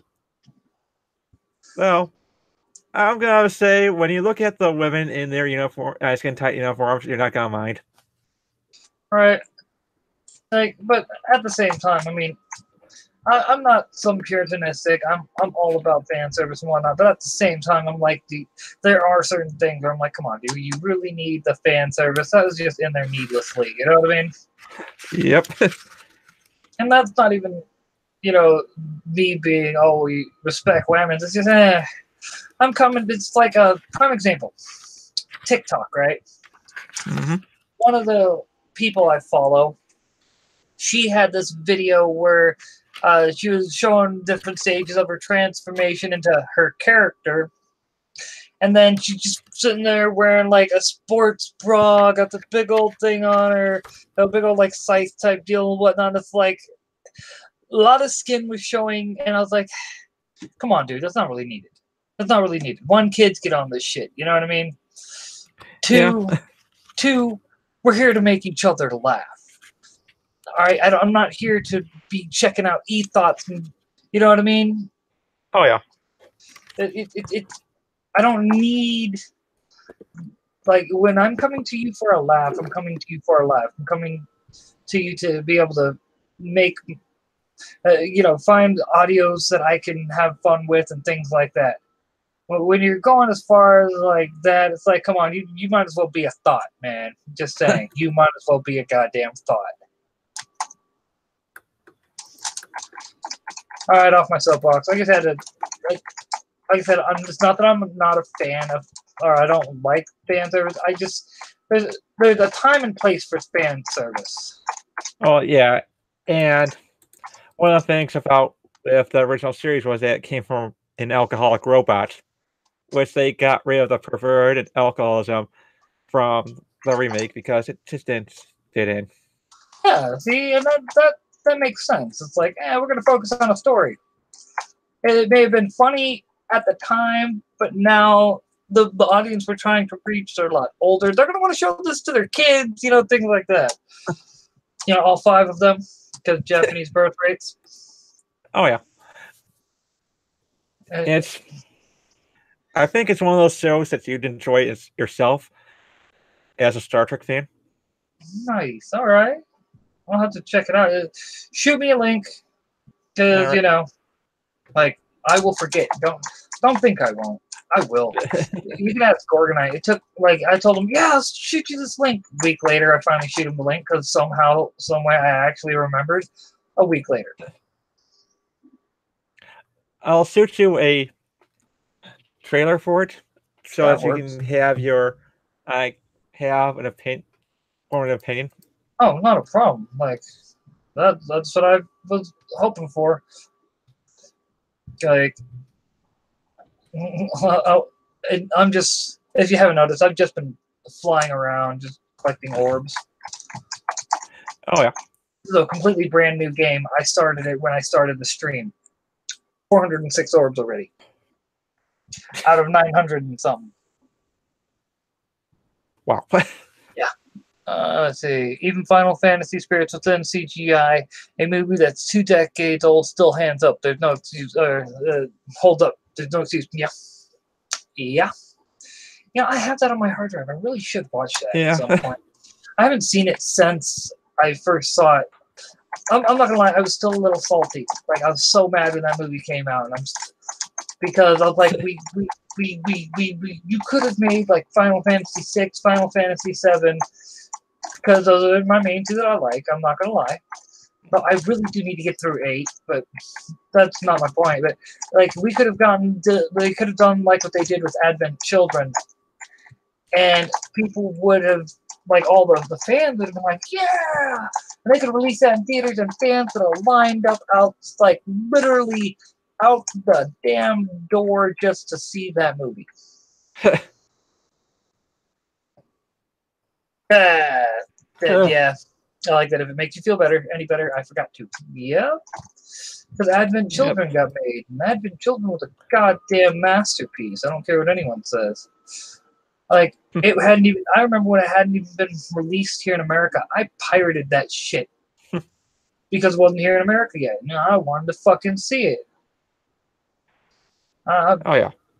My friends came over and we watched that movie that night. Like, as soon as I got it, it was like 4 or 5 of us huddled around my computer with like a maybe 20-inch screen just watching that movie. Come on, man. That was when I first, that was actually, I still have this computer, mind you, but that was a Gateway E-Machines that I turned into a decent, at the time, gaming computer, even though I never PC gamed. Oh, the irony. I tried. I just didn't. I didn't have anyone to play that played on. All my friends played on console. You know what I mean? Granted, I was also the only one that had an Xbox Live account anyway, so. Back when I actually did have my shit together. Oh, yeah. A goal. A goal. I'm hoping. I keep hoping. But my whole thought is, it doesn't really matter. What matters is Advent Children was everything that fans wanted from a Final Fantasy movie. And I'm still like, when they do the remake, they have to add the events of Advent Children into it. Even huh? Oh yeah, they're talking about it being several games long. Ooh, that may be good. But that may be good if they do it right. Yeah. And that's my concern. Will they do it right?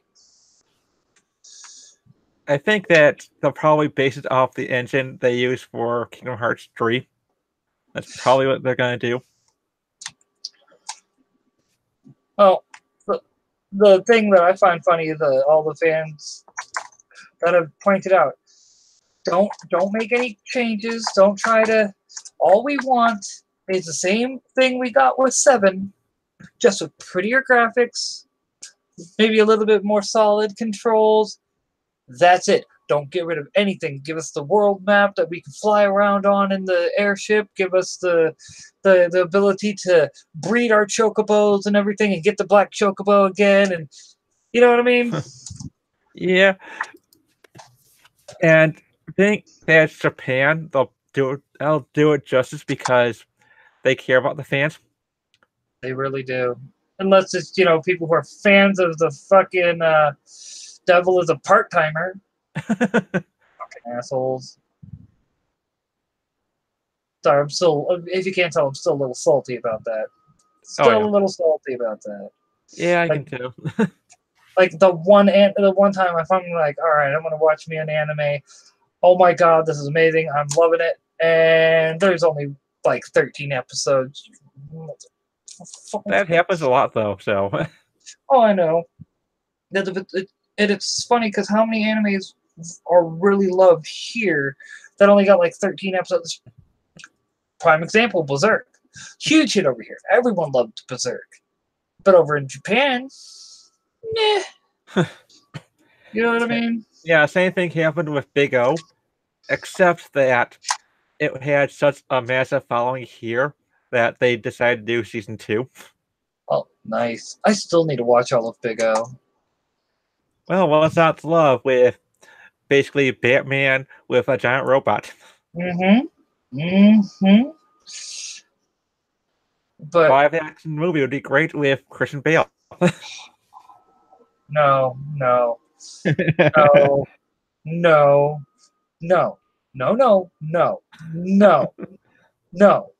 Bad Matt. No. Corner for you. Christian Bale did good as Batman, but let's be honest, that was even then, by the third one, you could tell he just did not want to play Bruce Wayne Batman anymore. You could tell. Yeah, but you have to admit that out of all the actors in Hollywood today, he'd be the one most capable of taking that role. I would. Oh, what's the dude from Mad Men? Like, the John Hamm, I think is his name, or something like that. Like, he was the main character on that show, and I think he has the looks. He looks a lot like him, and I think he's a solid enough actor. He could pull off the character. Probably. So that's who I'd pick. Because, like I said, but then again, it's going off of straight looks. Like, let's be honest, they didn't even I'd be a little more inclined to give Christian Bale a bit more credit if he dyed his hair. Because Batman's supposed to be a brunette, and let's just say Christian Bale's kind of his hair wasn't dark enough. Let's just put it like that. Well, everyone else. Go ahead. At least it's dark and not blonde like Val Kilmer. Val Kilmer's hair was black. No, he had blonde. I will go. Like, I have this up. Where is it? I should be able to. Yeah. 1 second. We will settle this. We will settle this. Oh my.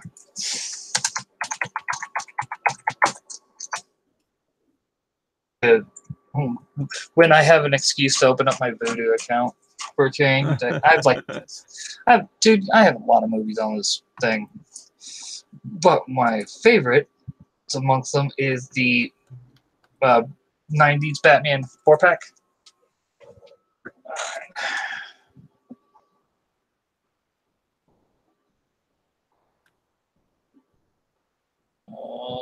No, I don't want.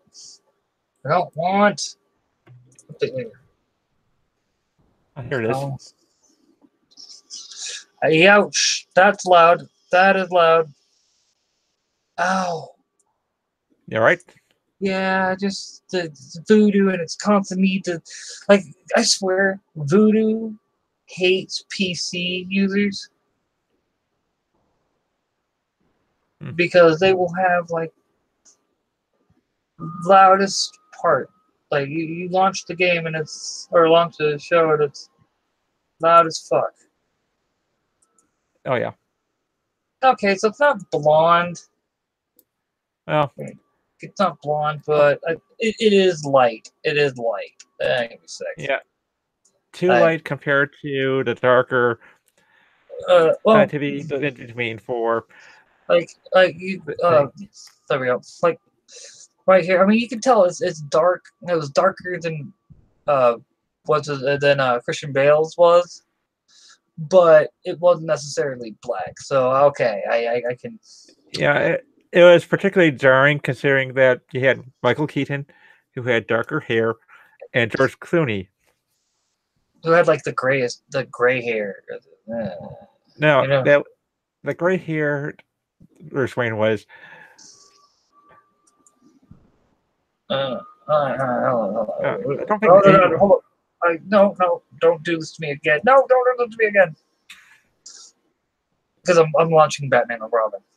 Okay. I still. Well, at least George Clooney apologized for it. Yes, he did. So did the director.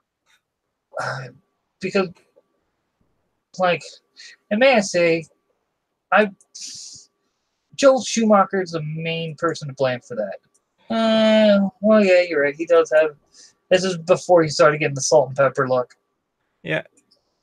I guess I don't know. I've pictured him with the salt and pepper for so long, or seen him with salt and pepper for so long at this point. Oh, it's because he's getting it along the sides. Hold up. Screen share again. Let me just do large screen share.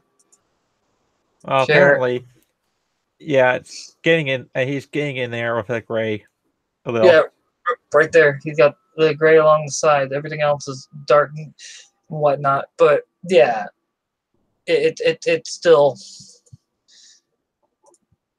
And so right after Joel Schumacher apologized for Batman and Robin, he announced that he was going to do a comic with DC to turn his screenplay for his third Batman movie into a comic. Oh, wow. I think that ended. I don't think they're going to do it. It's been quite a few years. Right. Like this Gorgonite Christian Bale Batman is one of the main reasons why I would just give why I just don't give a shit about the Nolan trilogy. I couldn't get behind the 60-year-old chain smoker's voice, and his Bruce Wayne was just like you can at least laugh at Batman and Robin. And the director's cut of BVS was pretty good, man. Don't knock the director's cut of BVS. The theatrical cut leaves out so much though that is important. That you're just like the theatrical cut. How does Lois Lane find out about Lex being involved in what happened at the Capitol and this, that, and the other? Director's cut. Oh, here's everything that you were wondering about explained. I'm just like, okay. This is why studio execs. Oh, come on. But this is why studio execs should not be involved in the process of making comic book movies. But the directors and the guys that they hire to adapt what's in the comics onto the movie You know what I mean? Let them do their job and don't get in their way. Now, if they're going too far, like literally, they need one guy. This is like the Kevin Feige, for instance. Okay, he knew take what's on the page and put it on the screen, modify it enough to where, but doesn't work going from the one to the other is modified enough to where it will work. Things that need to be updated are updated. Things like that. He understood that. I honestly do believe that the Snyder Cut of Justice League would have been an amazing fucking movie. But once again, execs got involved. And he just used the... I honestly believe he used his daughter's suicide as an out. He was like, you know what, I'm done dealing with these assholes. Like, they want me to change... Because, I get what he was trying to do with Man of Steel. Like his unexcused initial release. Once again, you have to talk to the Warner Brother execs about that. They were the main ones who did that. Yeah, they were the main ones who did that. And like BVS, I think what he was trying to go for is that, like, the reason why Superman was trying his hardest to be such a superhero in BVS was the fact that all the people that died because of his lack of action in the first movie. Like, it's meant to be a lesson for Superman. He may be the most powerful man on the planet, but if he doesn't act, people die. And he could have acted sooner and prevented everything that happened to the people in Metropolis, for instance. You know what I mean? He could have prevented all of that had he just stepped up to the plate from the get-go. And that was supposed to be the lesson, I do believe. That's when, and at the same time, it's like, you know, you see I guess you could say all the people all the Kryptonians that got lost. You know what I mean? In the Phantom Zone. Or in the ship and everything. And then he has to kill Zod, the last remaining member of his species, other than him. Like, that was meant to be torturous, meant to be heart-wrenching and things like that. Oh, yeah. But unfortunately, execs got in the way. Yeah, like they always do. They gotta fuck things up. It's like, see, that's why if I was Schneider, I would have said, do you like money? Or do you hate money?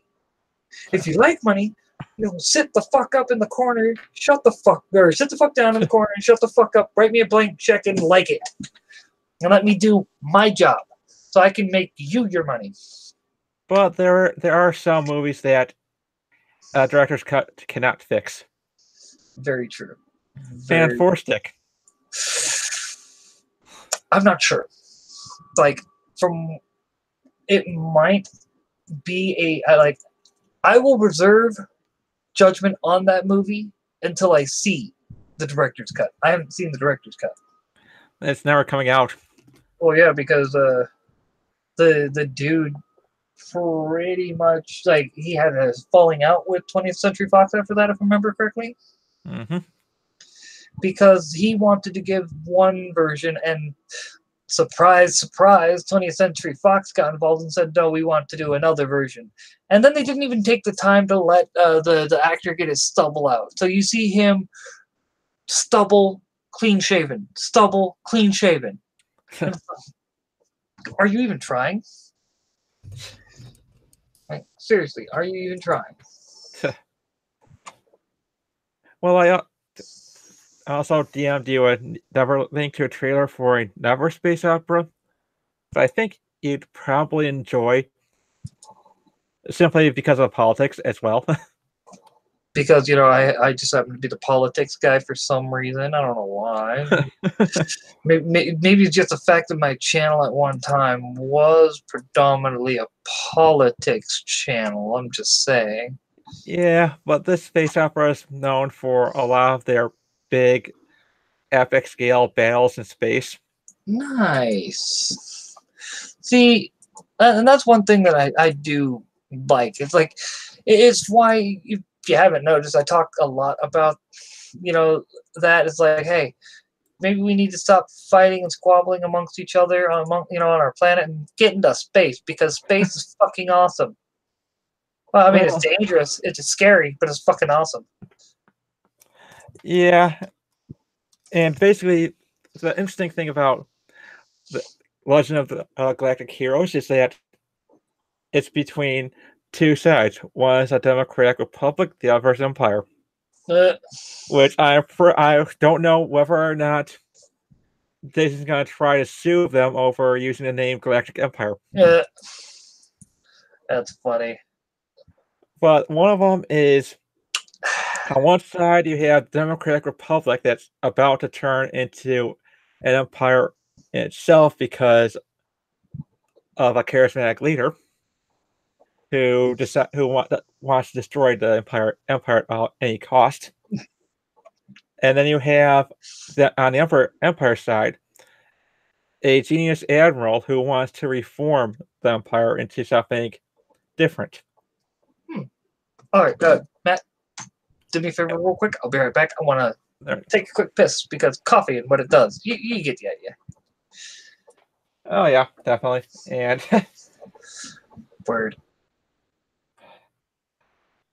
I'm gonna say about with Alien Resurrection is that get ready for more of them because this is gonna fuck that one up. That franchise up. In a way, it's kind of like, okay, Alien fans, you didn't like the Alien prequel series?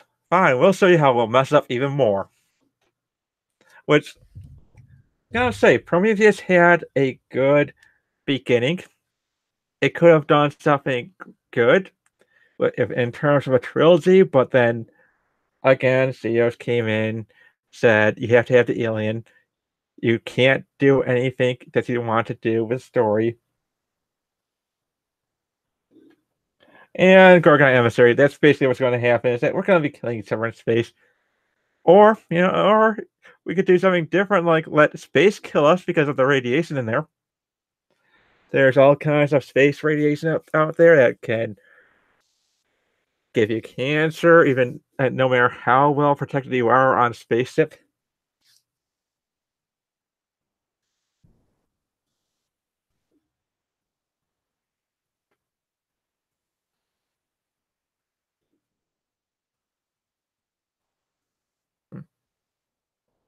To be honest, I really don't think that Gene Roddenberry's view on humanity in space will ever be achieved because we just love conflict too much.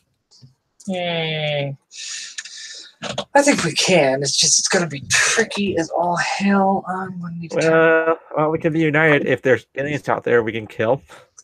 Well, hey, won't you thinking like most? I don't know. I disagree, but whatever. I mean, that's me. That's me. And I can't wait till I can finally stream me playing this. I'm deep. All I gotta say is, Speaking of pointless prequels, how about that Star Trek Discovery? right, Matt. That's what I'm playing. Wow.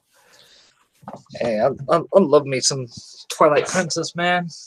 So far, it's pretty good. Like, okay, let me phrase that. I love the old Zeldas. I haven't gotten far enough into Twilight Princess yet to be able to say if it's good or not. Let's see. Yeah, right. I don't know, but may I say, I'm one of the few people that liked what they were trying to do with the prequel series or the prequel movies. I just think that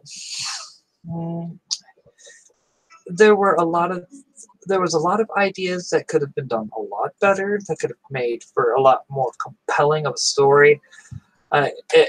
But at least it wasn't a cry off at the end between the villain and the hero. You know what I mean? Talking about alien prequels? Talking about what? Wait, which prequels are you talking about? The Star Wars prequels. That's what he was talking about. That's what he was talking about. And I was making a jab at Spider-Man 3. I'm going to say, with everything that went on with the Raimi movies, at least they never really undercut their serious moments with a joke like the MCU loves doing these days. Say that again. They Yeah, you didn't see them undercut their greatest. undercut their dramatic moments for a joke.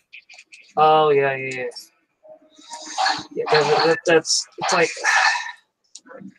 you need a bit of gravitas for a situation. Not everything needs to be funny. Not everything needs to be a joke. Jokes are I all good and all, but there's a point where you just go, that's not funny, guy. Yeah, and the whole thing with Tony Stark quipping the entire time before the first face-off between him and Captain America. That was just why. Because it's supposed to be Tony Stark, I guess. I don't know. Yeah, but that just undercut the whole seriousness of the moment where it's oh shit, they actually are going to fight each other. Yeah. Well, I'm still. The best way I can put it, I'm still disappointed with Civil War.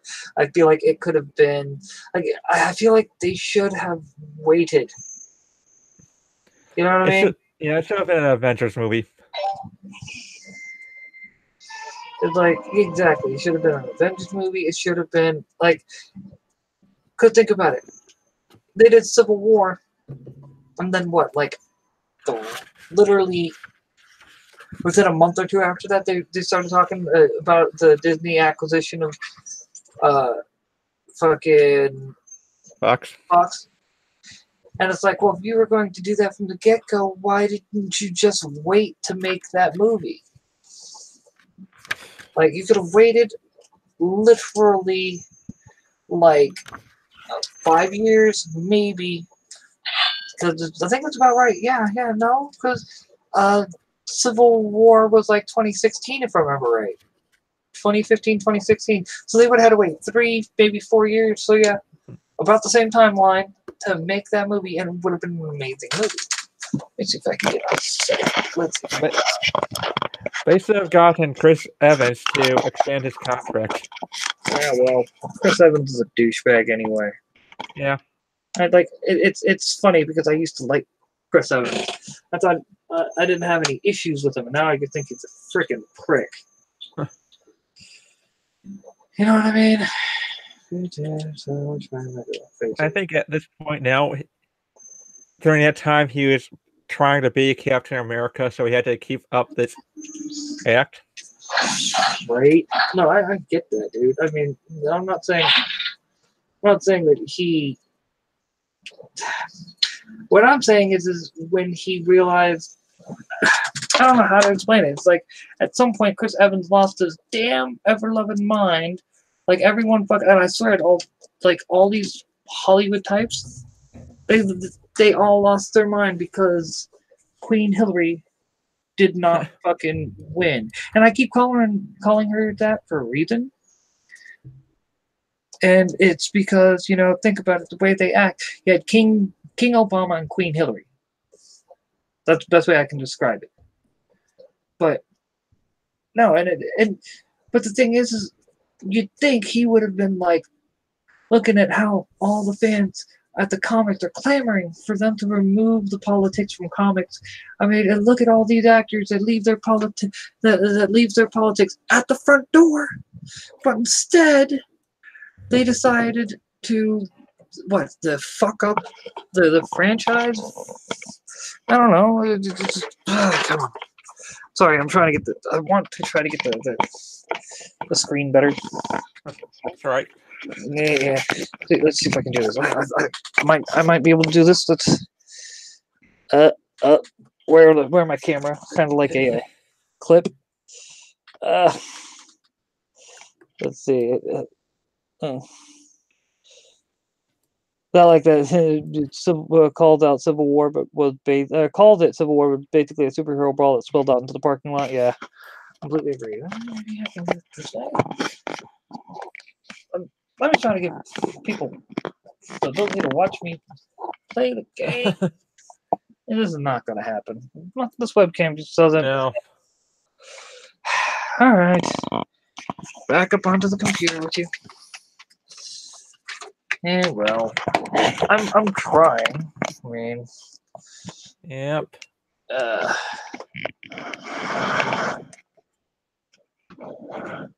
Let's see.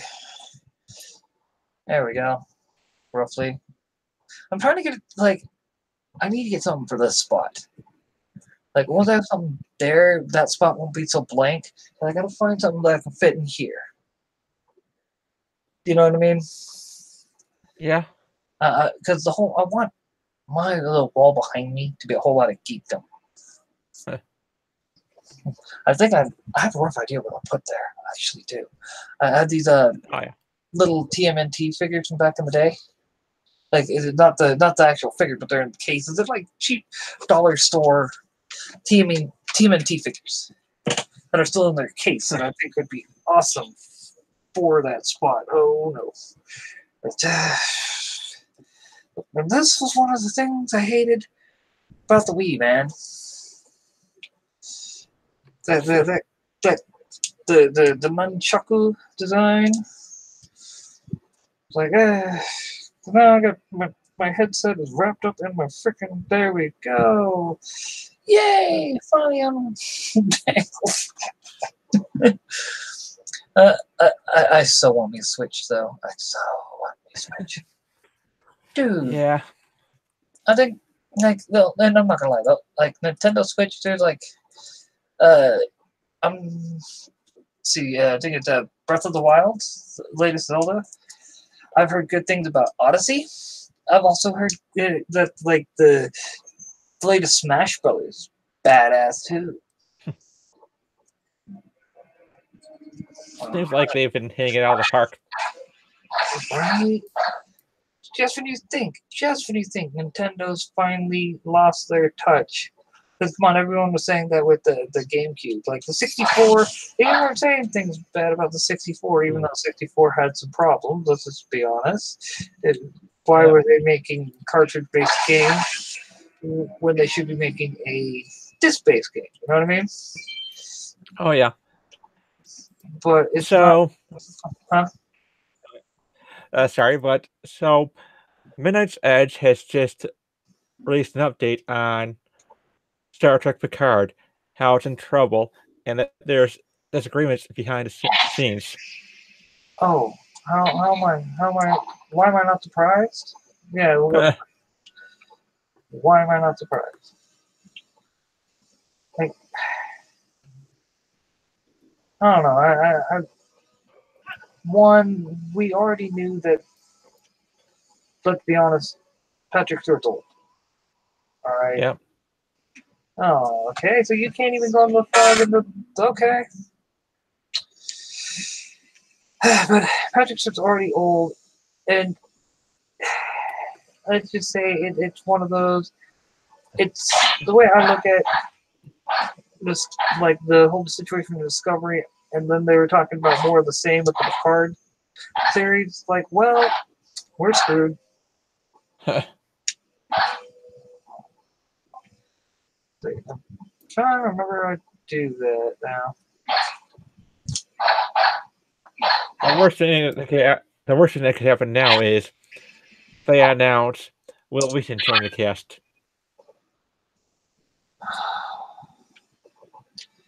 Just kill me now. I'm not even playing at that point. Then again, I have a lot of hatred for Will Wheaton. Mainly because Will Wheaton, like, how do I put it? He's a giant douchebag. He really is, but he's a giant douchebag that virtue signals. Yep. And that's what makes it worse, is he virtue signals like he's not a giant douchebag. But in actuality, he's one of the biggest giant douchebags on the planet, and there's a reason why nobody likes him anymore. There's a reason why after, like, how many yes, people are lining up out the street to go see the whatever direct Will Wheaton's in. You know what I mean? It's like, oh, fuck on. Nobody likes his ass anymore. People stop liking his ass. Basically, after the way they wrote him, Like, if they didn't write him like a giant fucking douche, I think they would have. You know what I mean? I think he would have had a better liked as a character. But at the same time, I'm even iffy on that because of the fact of the way he acts. Yeah. How do you do that again, motherfucker? I'm trying to remember how you do the spin. It's like a, you know what I mean? The sword spin. Yeah. You can't freaking remember. Oh, that's okay. That's what it was. This one. You shake this one to get the sword spin. Like I said, dude, I like the only reason I wanted to play this is they made it sound like, oh, you know what I mean? Like how you move it and how he moves it. Like that's how it sounded. No, that's what I was so disappointed. I was like, oh, that's why it's taken me fucking a decade, over a decade actually, to finally get around to playing this game. You know what I mean? Yeah. I was promised awesomeness, and I was given nothing. I just gotta figure out how. And it's like upside, I guess you could say. It's fun, good time waster, I guess. Downside, I don't really remember how to do shit. I mean, I'm not even lying. I don't remember how to do shit. It's like I've only made it through. Like I think I made it through the first temple, maybe, maybe. And then it was like bored now. Now Yep. I'm trying to get the like. I mean, you're a Zelda fan, right? What? Are you a Zelda fan? I haven't played in a long time. Well, that's because I don't have anything Nintendo. Well, it's one of the I guess you could say the downsides to making the switch to the glorious PC gaming master race. You know what I mean? You know that line actually was meant like Yahtzee meant it to be an insult, right? Yeah, and then they turn it around. And he was like, whenever people bring that up, he's like, no, they turned it into a compliment because of the fact that it was meant to be an insulting joke, but they turned it into a term of endearment. I'm not even going to be mad at them for it. No, I do admit, we as PT gamers can be a bit elitist at times, and it's like, and I agree with. Wait a second. Did I just figure smooth the fuck up?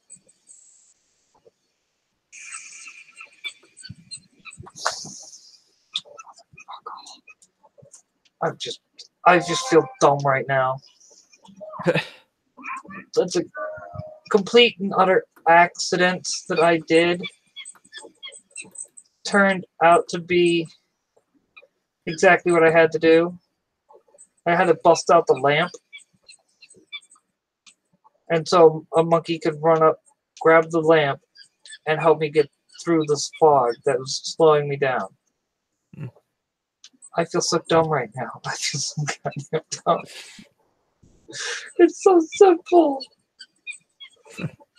You think you're even given lamp, like you have an opportunity to buy lamp oil before you even.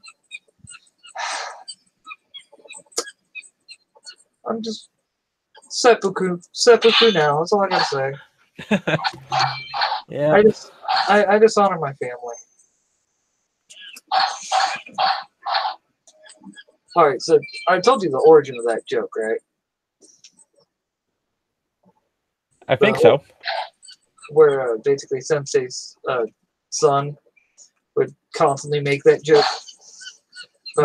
because he was adopted, but he still had fun with it, and so he made the joke because his dad was actually Japanese. He made the joke, seppuku now, you dishonor our family. Here, 500 years sword, been in family for generations. Why does the sword say made in China? Been in family for generations. was one of the funniest lines ever. Yeah. It was like, oh, you know, if Rob ever heard you making that joke, Ronnie, and his response was, my dad would laugh his fucking ass off. Don't even try to act like he wouldn't. No. Okay, I could tell you, like, you know Asian racism is strong. Especially against other Asians, right? Yep. Legit true story. Right? And I've heard this from multiple sources. He you know, like the monkey silently judges you. That is hilarious. But anyway, so first off, don't ever call him Korean. Don't ever call him Korean. He will say some shit at that point.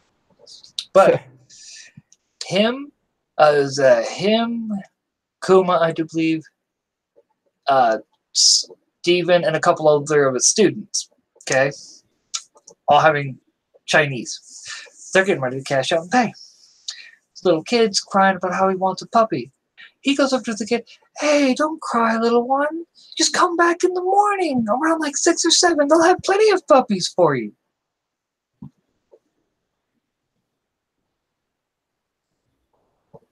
Not even playing. And I've heard this from a few people that he made this joke. And I was like, Rob, like when I heard this, I was like, Rob, you fucking asshole. and this is the shit he does. And it's like, and the sad thing is, he's like, his mom was the one that came over. Mm-hmm. And is, oh man, I heard that shit. And it's like, and so he's second generation, American accent, everything, and he makes this joke. Oh man, Rob, you asshole! Like, and it's one of those, like, it's so funny and wrong at the same time that it's like, I as Dorland already said, if it don't hurt, it ain't funny, and man, does it hurt! I'm just like, oh god, it's so wrong. That is so wrong. So funny, I'm almost in tears levels funny. It's like, oh, your mother. Not even bad. Not even bad. Fuck it. Like that. And this is the shit he... Man, I've heard, like... Because I used to work for him as well, alright?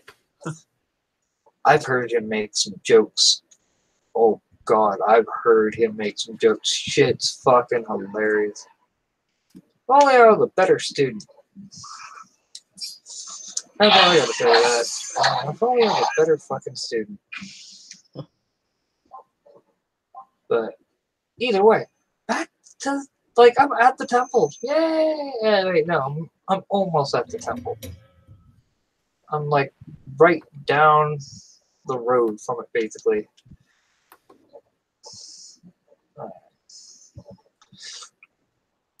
Oh. Wait. Oh, because it's turning me back into the wolf. Got it. Oh, wait, not. I honestly don't know what the fuck's going on. Oh. The Hero of Time. The one that you were in, so it's pretty much I guess you say, even if it's not said, yep. That the Hero of Time from Ocarina of Time dies in the beginning of Majora's Mask, and all of Majora's Mask is actually him coping with his death. Like, it's like, oh man, I in a way hope that's true, because I think that gives that game so much more substance. Because I was kind of disappointed. I'm not even gonna lie. Yeah. Cool concept, constantly having to relive those same 3 days, but at the same time, it got old real quick. You have, if once you find out where all the money is, you're like, oh well, my bank account's full and I have nothing to spend it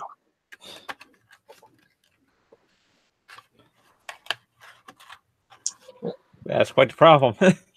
Mhm. Is it? All right.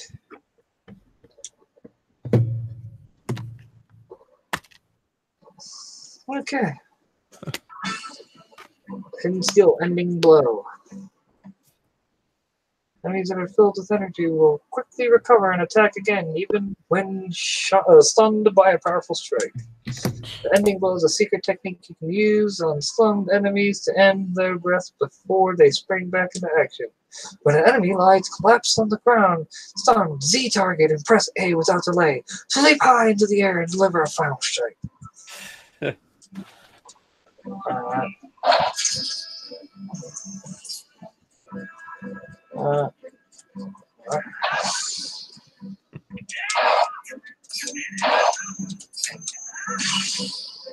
And I tried doing it and then immediately jump over him. Huh. Like, whoa, whoa.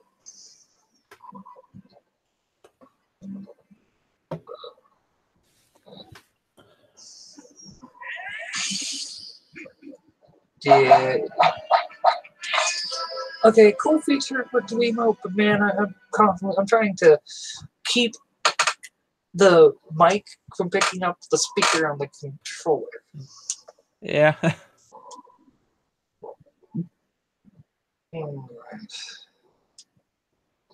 But I am thinking about the whole idea of starting playing Twilight Princess was to start the process of unwinding, because I figure we'll probably go for until about another, if not even full 30 minutes, like about 30 minutes to end the stream at 1. But I'm taking my slap happy ass to bed.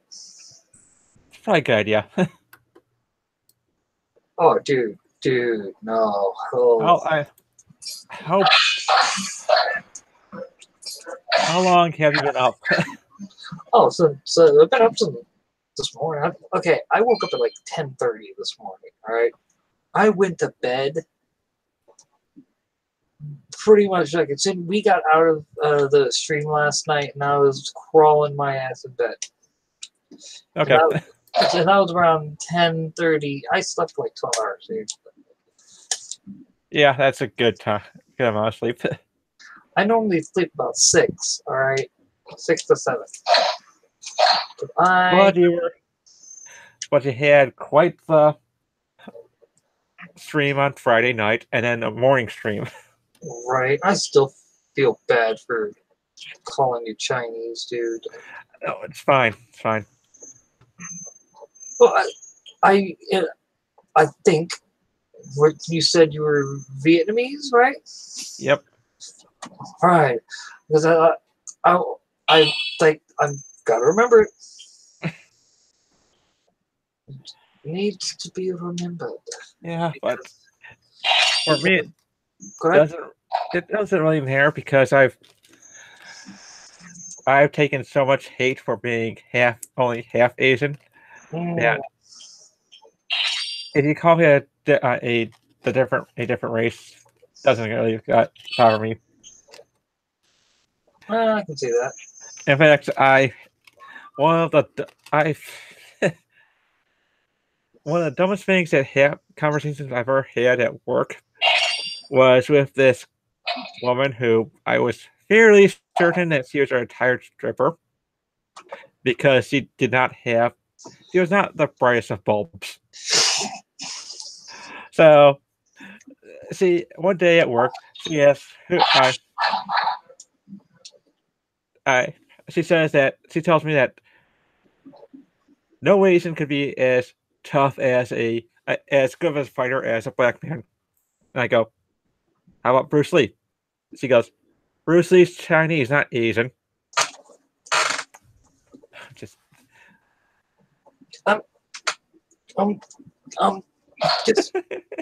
just oh my god, like and she was being unironic. She's being legit. Like that, she honestly thought that she thought she was telling like, I'm kind of stuck on stupid. I'm like, give me a second. Why does she think martial arts count like the birth of almost every martial art? Even like the like boxing wouldn't even be around in the style that it's in if it wasn't for martial arts, which all of them originate in in Asia. If I remember, remember the birth of the martial arts is actually from Tibet. Yeah, and if you want to make it even funnier, she's blonde too. You could have just tossed a scratch and sniff sticker at the bottom of the pool and told her ass to go fetch. Yeah, I just left her 10 minutes, right, and then walked away. She was confused, but I think she thought she won. No, I'm just like I'm still a little like shit that causes fucking aneurysms is all I gotta really say to that, because it's like, how the fuck does you this person can't be? Are you? This is Sensei has a saying when someone says something stupid like that. He literally would like, oh man, then I've seen him look at like, for instance, Monty, and then I'd be like, "Are you stupid, son?" Students, are you stupid, son? Random person on the street saying something stupid. Are you stupid, son? And he'd say it to her too. It's like, are you stupid, son? I'm a girl. Doesn't matter.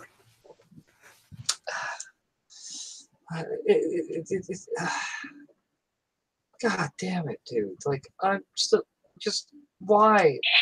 Why did? Please tell me she didn't have kids. Please tell me she didn't have kids. I don't know. I didn't ask. Because I was too afraid of the answer, because if she had kids, that would mean that her stupidity will live on. I know, isn't it ironic? I mean, there's. So I had this one manager trainee at McDonald's who was probably the dumbest, also one of the dumbest women in the world. So it says, but she had a daughter. Okay, here's how dumb she was. We get a complaint that the cheeseburgers she made did not have meat on them. So I replaced them. Customer comes back, no meat on the cheeseburger again. And keep in mind, this is someone that was trying to be a manager.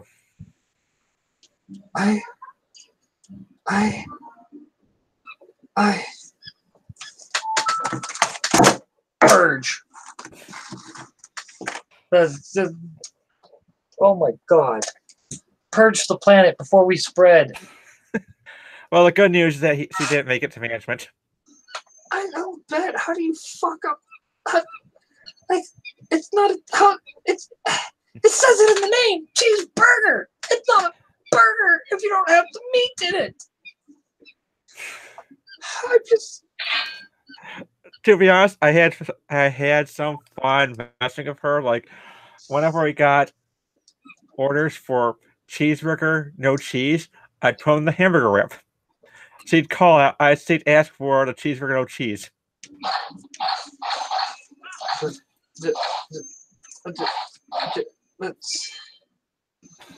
Let's just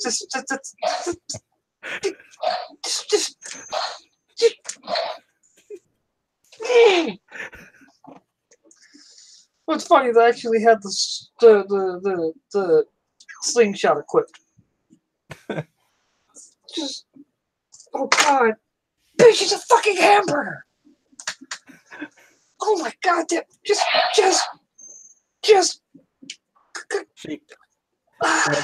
She once tried calling me in, but she couldn't get the restaurant's name right. She went from Wendy's, then Burger King, and what? But really, just really, I'm. How do these people breed? How do they even understand the concept of breeding? That should be just she should have been like, but I thought babies came from storks. The only reason why I knew she had a kid was because she was so proud of her disciplining her daughter by not taking her on the family vacation. Because yes, a teenager with an empty house is being punished.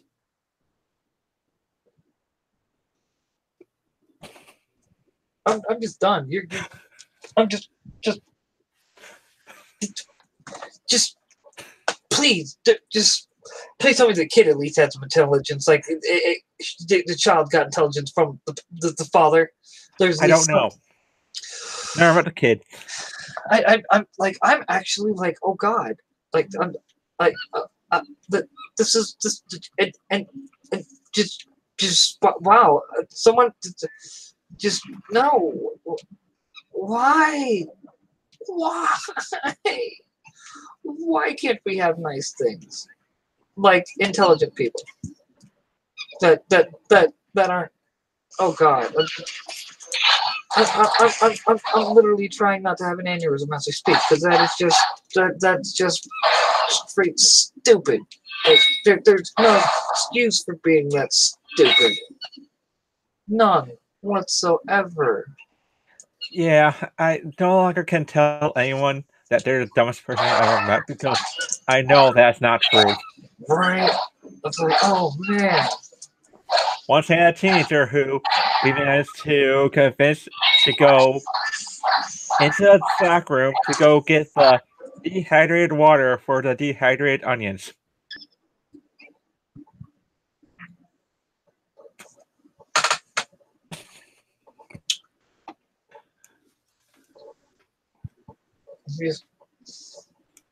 I'm just how just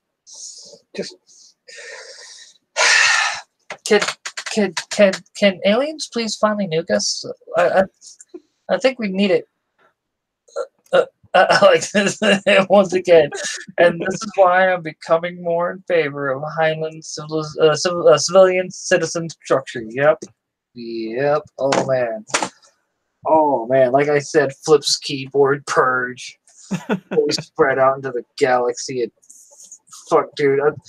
Maybe that's why we haven't had any aliens try. Like we guess they're looking at us like, yes, they've made the early stages into space flight and things like that. But the stupidest amongst them are holding the species back, and they refuse to do anything about them. Except elect them into office. Except what? Elect them into office. Oh, right. Ain't that the truth? Fucking alien. I wanted to say, the best, I guess you'd say a hot take I saw. What the fuck is that all about? That's what it was. Okay. It was about to blow the fuck up. But the funniest hot take I heard about AOC was there's a couple of them. The first one was that she got through school by affirmative action. I was like, that is fucked up and funny.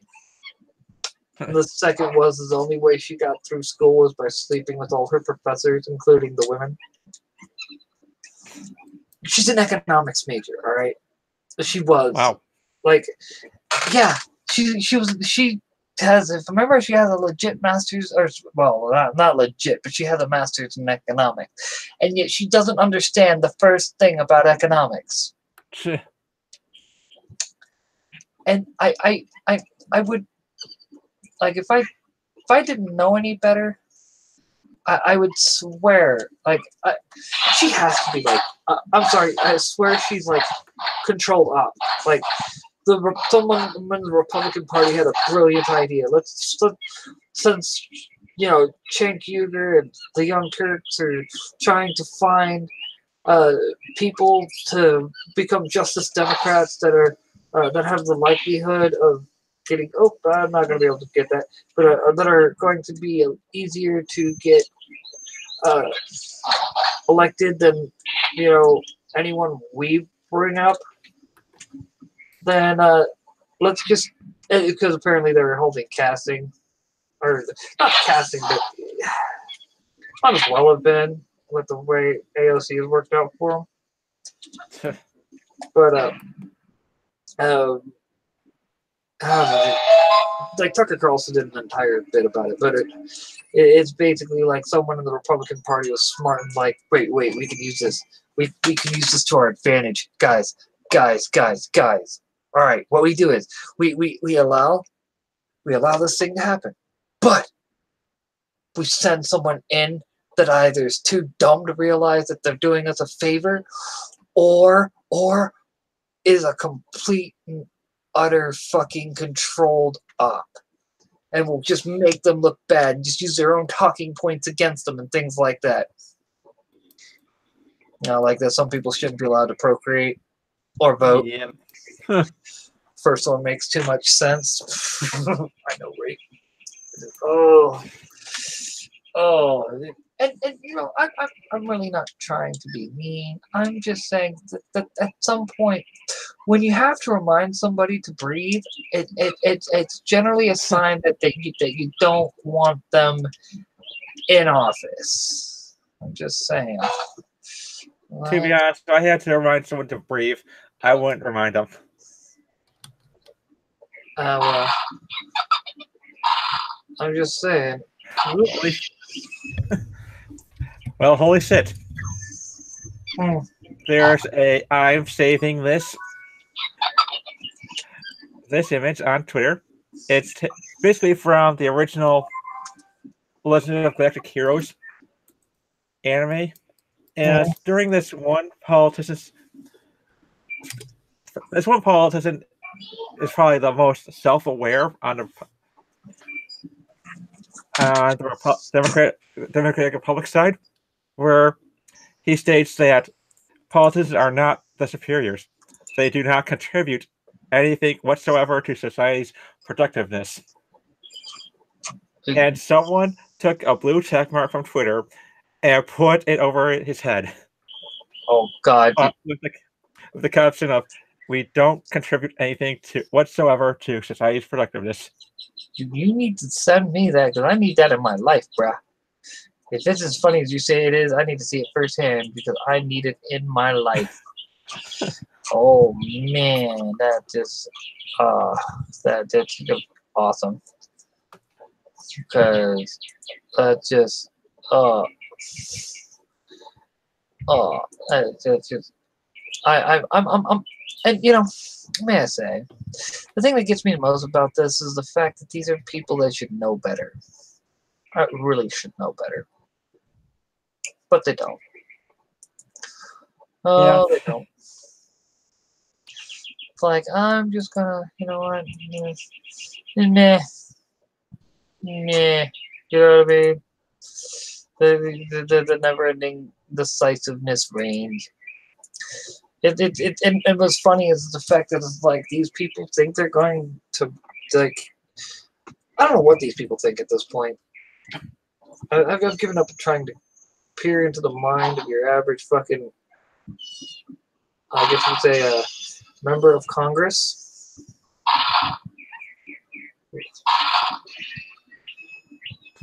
Well, the funny thing is that with Legend of the Galactic Heroes, it's so painfully realistic about how politicians think. Because you have the main character on the Democratic Republic side is this admiral who's a genius and wins just about every battle, or ends up being the top dog in a losing battle. Oh. So they take a look at him and they see a future rival. So they're willing to undercut their own military just to take out a potential rival. That is hilarious. That is hilarious.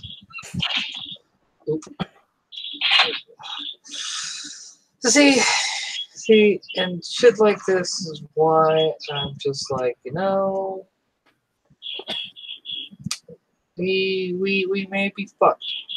We may be we may need a system where there are no politicians. Dude, and that's the sad thing. That we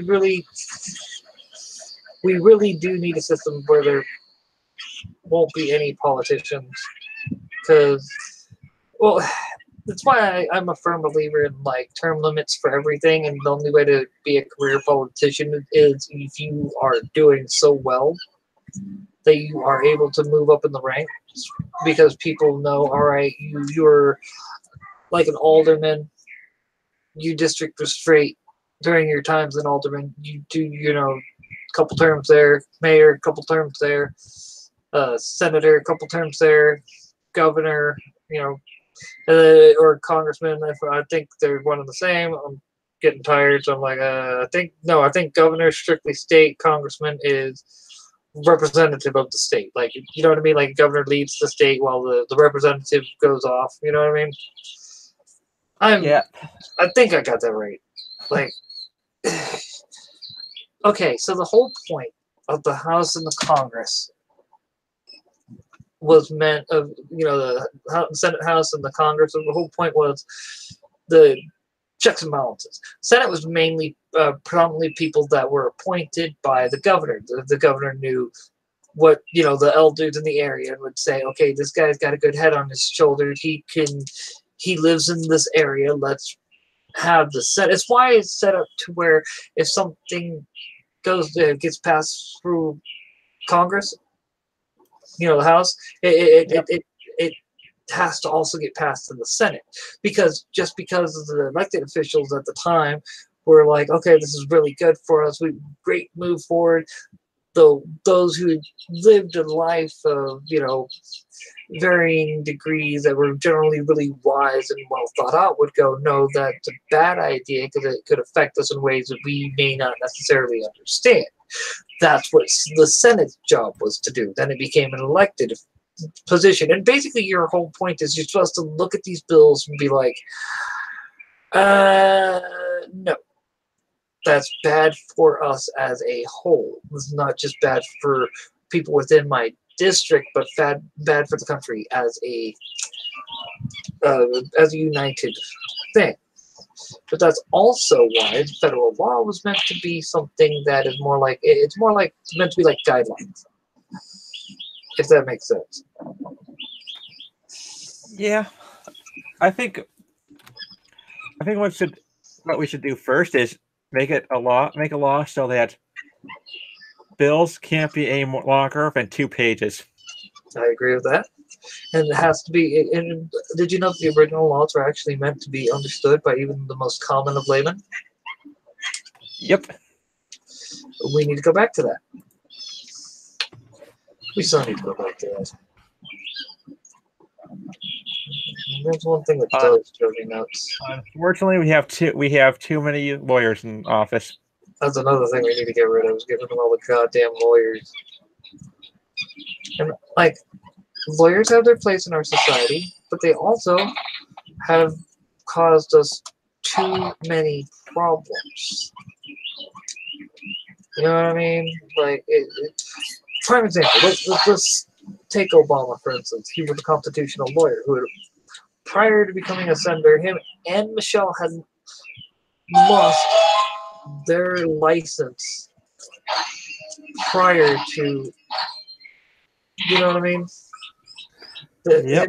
Him even running to office. And it's like, okay, why are they, if they've lost their licenses due to things that they've done that was poor business practices and whatnot, then, unethical practices, basically, what I remember. It's been forever since I read the article. I'm not going to act like I read it just recently, but when you have something like that, it's like, why are if these individuals were causing problems like that, why did we let them get why hadn't this been something that people have brought up until now? Because they tend not to remember anything. illegal that, say, a Democrat has done. I mean, remember how many times it's been brought up that Bill Clinton's sexual abuse scandals? And that all quickly got. Oh, I know. Believe me, I know.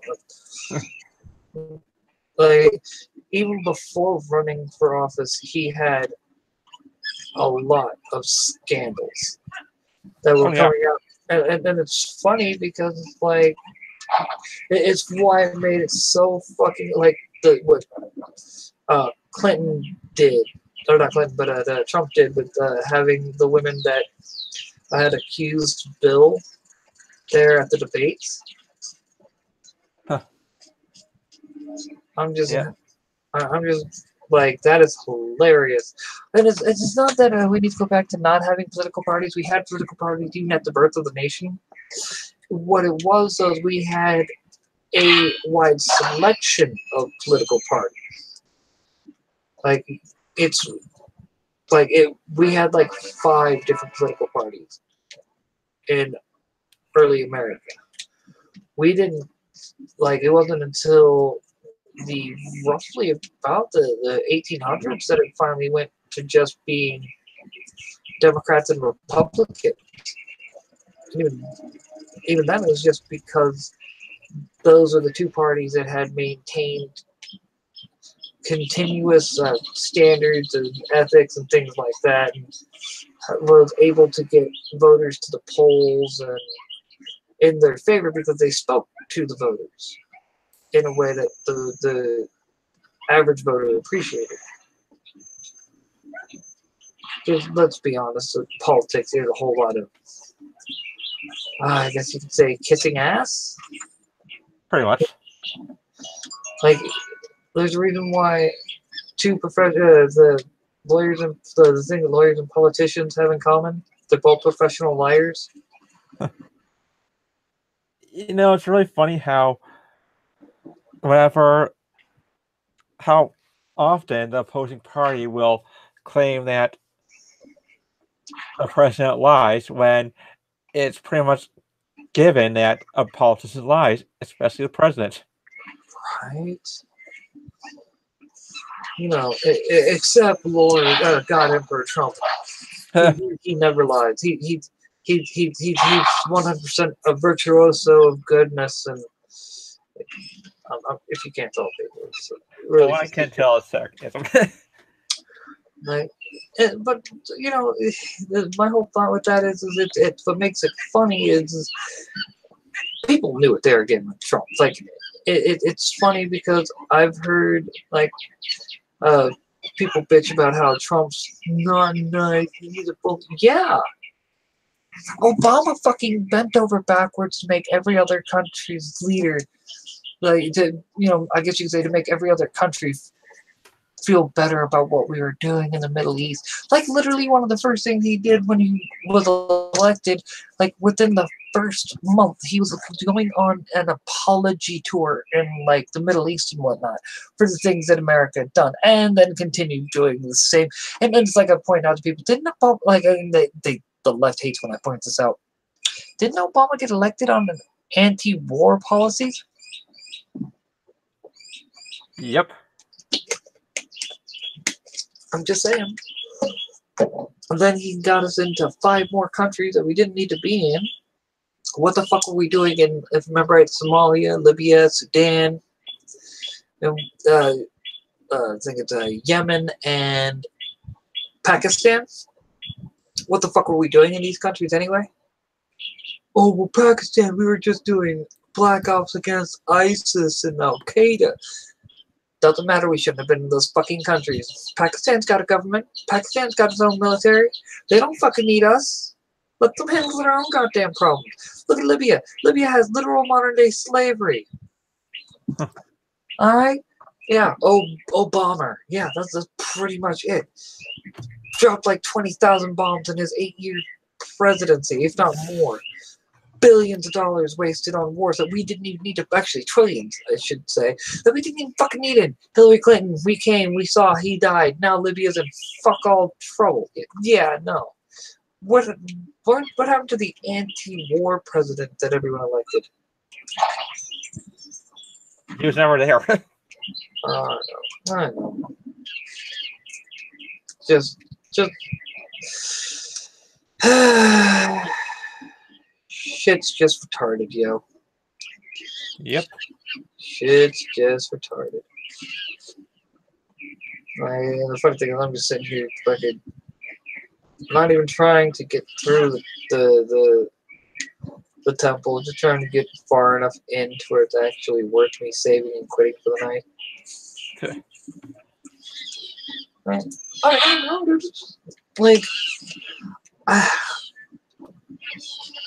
I'd be lying if I said it was a bad game. I haven't gotten far enough into it. It's just, I spent years playing Xbox. Like, even with all the shit, like, okay, that's no good. But, like, that's cool. Don't get me wrong. I'd be lying if I said it wasn't. Let's be honest. There's a reason why if I really wanted to. Come on. There we go. Booyah. Someone in a birdhouse. More like trying to get through the first freaking temple in Twilight Princess. But anyway, how are you doing, Star? I haven't seen you in a while. Glad to have you here. How did you enjoy seeing Alita for, like, what, the 16th time now? That's all I gotta say. Oh, okay. Alright. Let's see. War to save lives countries. Drone strikes for days, and the Nobel Peace Prize goes to. And he has 16, yeah. Well, hey. That's good, man. That's good. That's damn good. That shows that the movie was actually worth, it's worth your time. And and the thing I like about it most is it myths all the people that, like, tried to sit there and say, oh, well, basically, everyone who didn't like Captain Marvel just hates the Whammons. It's like, really? What about Alita Battle Angel? There's motherfuckers out there that are lining up to see that movie several times over. The one thing I have to say about with Wonder Woman is that I can explain why it's a better movie than Captain Marvel. Because it's an excellent movie. There's everything that was going on in that movie served a purpose, such as how Diana had she had honest emotions about every moment that she learned that she had inside of when she started exploring the outside world. Every sense of wonder, every sense of disgust. There wasn't anything that undercut it with a joke. Mm-hmm. No, I completely get that. And on top of that, let's just be honest, Gal Gadot is a lot more likable of a person. Like, there's not like 50 million like videos, pictures, and movies and whatnot with her just with never-ending resting bitch face. You know what I mean? Yeah, and the only time she said something controversial, it was because Ezra Miller was telling her to do it, and she toned it down. Mm-hmm. Like, and you can tell, like, the thing that gets me about, like, Ezra Miller doing that shit is like, dude, Gal Gadot is an Orthodox Jew. She's very conservative in her ideals. She's not going to sit there and spout your talking points, like, at all. What makes you think she's going to? And it's like, it's why I'm so glad that fucking asshole no longer playing the Flash. Well, he still is, just as long as his script for the Flash movie. No. Last Saturday. He got fired? he's for sure out. Uh, And I'm just like, yay. Basically, from like, I don't know the full story behind it. I just know that it came out last Saturday, Sunday, or not. Other than the Manimation stream, when I found out about this, the one pool ending stream, oh, and I found yeah. out about this, or I should say the one pool closing party stream. I found that out and was like, yay, yay, oh man, just Okay. Okay. The only thing I've seen is that it's a rumor. oh, it's a rumor. Aww. Uh-huh. I hope it is more than a rumor. I hope he's literally freaking out.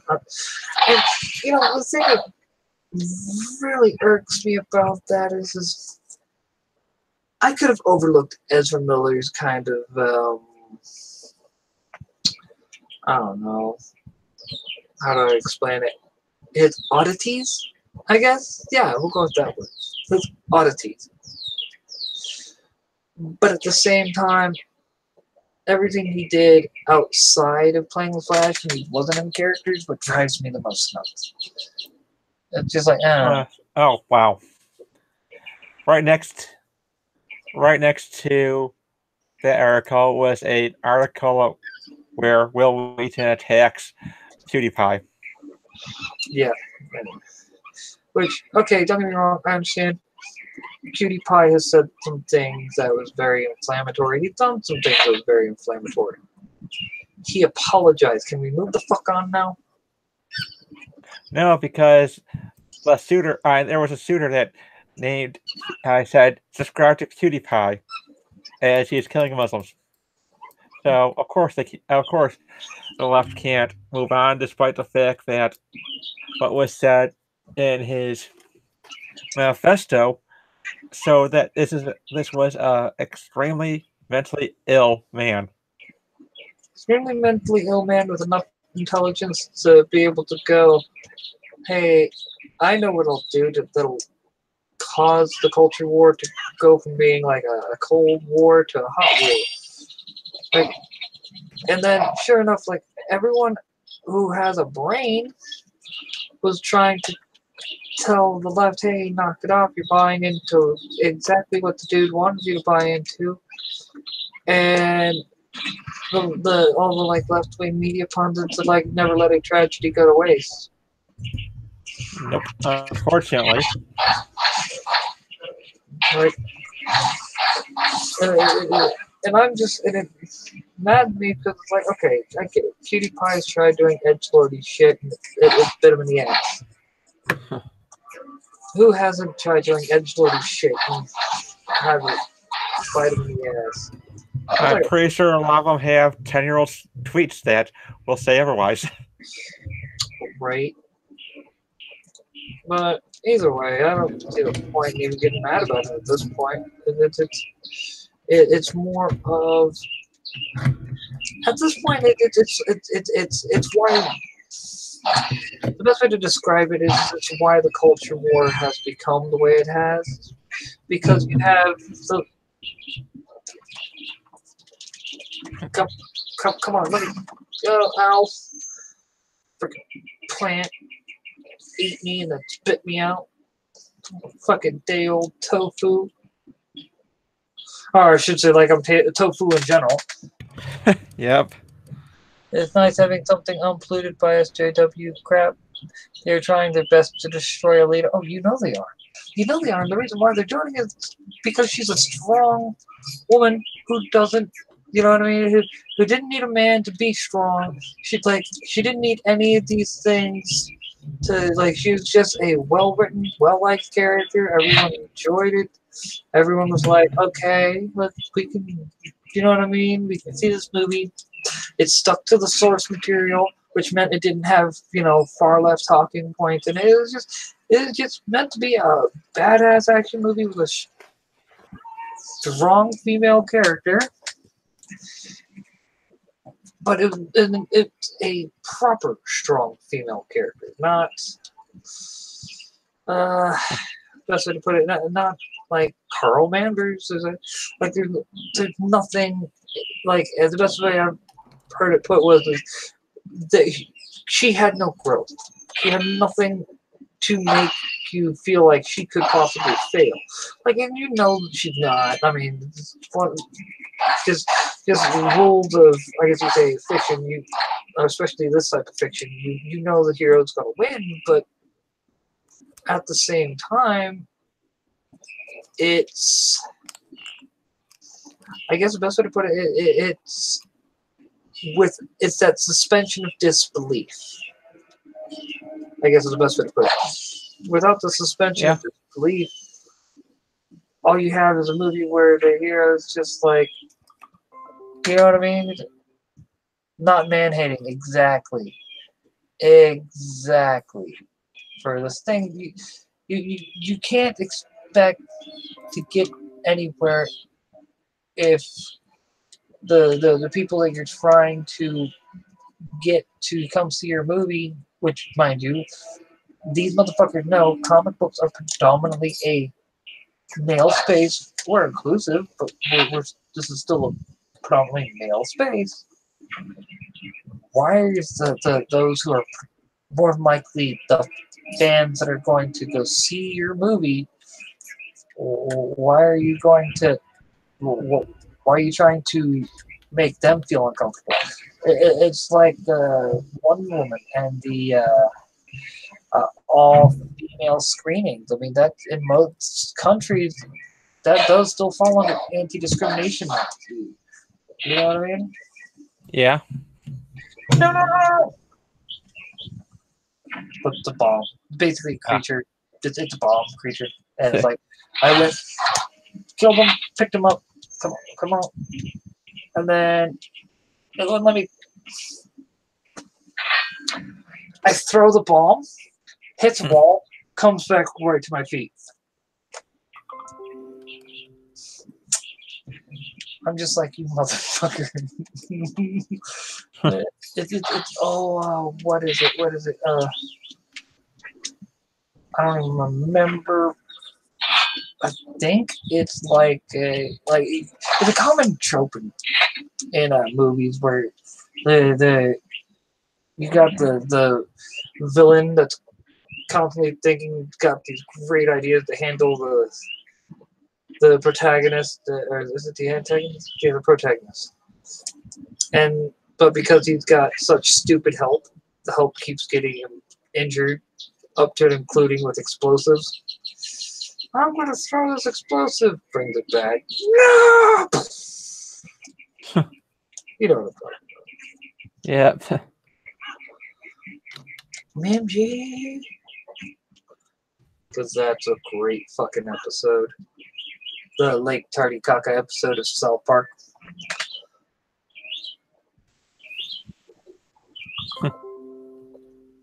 I like this. I can't wait for the strong female character title to finally die, because it's just code for feminist horseshit. A character is a character. Alita is a character. MCU Carol is a strong female character. Thank you. That is very well put, actually.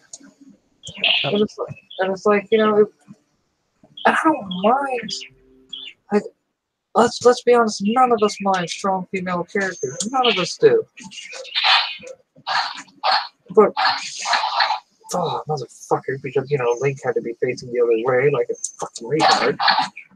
Anyway, but, like, for instance, you know, Sigourney Weaver in the Alien franchise. Let's see. I'm trying to remember the actress's name. She's coming back. The new Terminator. Sarah Connor. Yeah. I can't remember the actress's name. Linda Hamilton. Thank you, Linda Hamilton. Prime example. I mean, there's countless examples. Mind you, I'm not really thinking about much, but then again, I'm thinking I just need to save and go to bed. Yeah. At least get the saving part done, so hey, at least it's a sign that this is actually a pretty good Zelda. It is. When I'm like, I'm gonna keep playing, I'll play to 1 and then go to bed. It's 1:15 now. Or 1:14. Ooh, whatever. You get my point. Yeah. Hell, I'm just happy that I finally busted. Man, this thing has been in my closet for years. I haven't even played. I think I've spent a whole maybe 10 hours playing this thing. Maybe 15 if I'm lucky. How much have I put in the Chrono Trigger? That tells you what all I played on this. Yeah. Hey, I got the essentials, man. I got the essentials.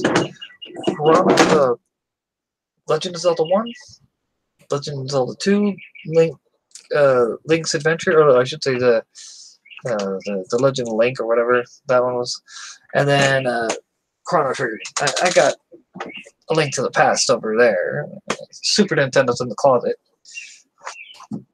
You already know what's going to happen as soon as I fucking find my goddamn video capture card.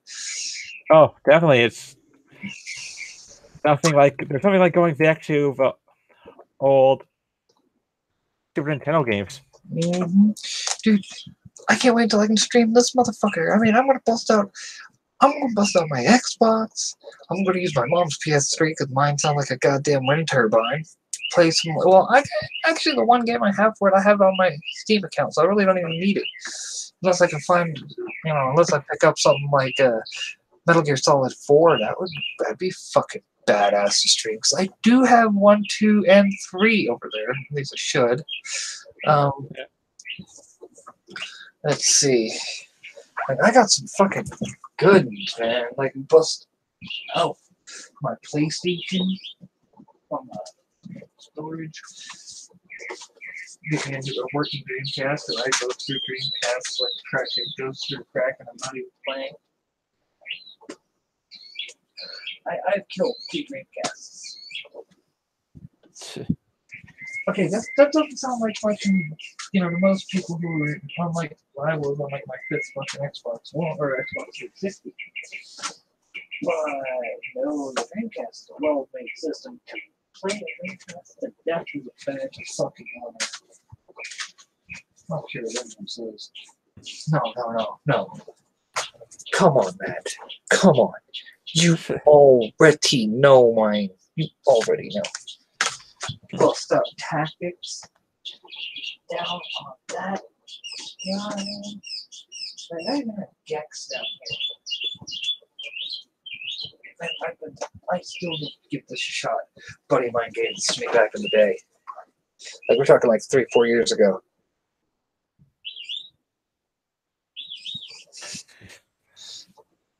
So what does that say? That says you got resourceful friends. Right? It's good one, actually. Now I think about it, I should probably go to see if there's any copies at the local used video game stores. Right? It's worth it. Dude, a lot of those games. Like I have a copy of Xenogears. You know what I mean? I had a buddy of mine need help, so I did what good homies do and helped them out. Sold it, but it's still stings. Your same buddy with the that I get it with the Box of War edition of Berserk that I was just complaining about earlier. Like that. So, oh man, don't be playing. Don't be playing. I may be about to lose my shit. I can't find my Fight for New York. Because Death Jam Fight for New York is like one of the best games ever, dude. Got Burnout Revenge down here as well. Like, I put way too many hours into Burnout Revenge. I got Fantasy 4. PlayStation 2, that'd be badass. I can too. Man, I'm looking at all these games that I have that are old. That would be awesome to play them. I mean, come on, dude. Come on. Who wouldn't love to go back and play some old school Phantasy Star Online. This is episodes 1 and 2. Wow. Oh yeah, dude. And I somewhere amongst all myself, I still have to do some Phantasy Star Online for the cast. I think it's put up because the case is fucked up there. I'll admit that. I fucked that case off. And again, I've had it since 2001. I'm just saying, you don't have some of that money. I fucked the case, dude. Yeah. Oh well, I need to stop looking for fucking. I'm looking for my games. I'm still salty. If I can't, if I gotta re-get Def Jam Fight for New York, you best play on my map, motherfucker. Especially if I can't find it for. There's only 2 consoles I'll play it on. There's only 2 consoles really worth playing on. Xbox and GameCube. Don't ever get the PlayStation version because, see, like, the Xbox and GameCube both had the 4 controllers. So you and your 4 buddies could be sitting there, like, or you and 3 buddies could be sitting there beating the ever-loving fuck out of each other, dude, with your custom-made character. Wow. Oh, dude, didn't you ever play Fight for New York? No, I didn't have PlayStation. That is, see, that makes sense. Yep. Back when I had Nintendo. Right. Hey, let me put it to you like this. The GameCube, that was one of the few games that, in my eyes, that made owning a GameCube worth it. Until I discovered the Xbox. See, once I really discovered Halo and Xbox, like what you could really do with it, like linking them and things like that. I had played it, but it was kind of whatever. Like I really got into Halo. I was done. I was a hardcore Nintendo. Like I'm not even lying. Like I was Nintendo for life. Oh yeah. And the GameCube just sucked so much ass that it was like, all right, Xbox. Hopped on Halo, Halo 2, Doom 3. Like, you know, those are just 3 games that the Xbox had. Because I still have my Mech Assault 1 and 2. You know what I mean? Like, all the games and like the Burnouts, for instance, the ability to have your own music playing while you're playing the video games. That was the big selling point. That was one of the biggest selling points of the Xbox for me. And then when they took that feature out with the One, I was like, well, are you fucking smoking crack? That's like half the reason why people buy this goddamn console. But, go ahead. I think they might. Yeah, they might be moving on to probably. Yeah, well, they're probably going to try to make it so that there's no difference between Xbox One and a PC, based on what Microsoft's doing. Mm-hmm. The One X introduced the actual keyboard and mouse support. I mean, you need extra ship. You could do it for the One, but it's you can't have things like on the fly DPI control, any the features that PC gamers are really used to. Like, I'm using a simple Logitech, the 502, I believe. Yeah, G502. All right. On the fly DPI control, of course, side buttons, extra buttons for the settings. You know what I mean? Yeah. To loosen and tighten my wheel. Fucking weights if I wanted to. Shows I can show it I prefer a heavy mouse. I might be pulling those out because it didn't like my mouse is starting to like because I had to take the pads off to fix it because I kind of spilt too many Dr. Pepper on my mouse. Hey, I don't drink Dr. Pepper as much as when I left my friend's house. I grabbed up a few Dr. Peppers, and I've been making them last. Like I literally grabbed up 3. I've been making them last. Dr. Pepper a day, man. Dr. Pepper a day. That's more of a weenie, man. I was like, oh, I need my Dr. Pepper, man. I only said I don't like anymore. Of course. Hmm? Yeah. But yeah, no. The point I'm making is that with the Xbox One, like I thought that was one of the things that they were trying to bring back, which we're trying to bring in, was like DPI control. You know what I mean? A mouse and keyboard, or not DPI, but control mouse and keyboard, and like DPI support and things like that. So because the PS3 already had the adapter that was you know what I mean? It was literally a mouse pad with the analog stick here, and all the buttons on the mouse. Like, you'd think they would have been like, oh yeah, you could do that with Xbox because they did it, even though they didn't really sell that well on PlayStation. They still had it. Wow. Oh yeah, dude. Only reason why I knew about it is because a guy I worked with.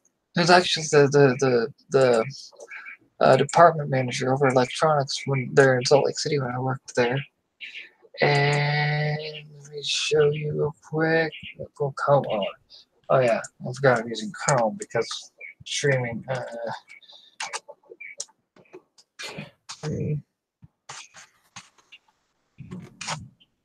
Folder. I think this is the right one that yeah, it is. See, yeah, it really is. There we go. Yeah, it was kind of iffy. Every a second, move this up here.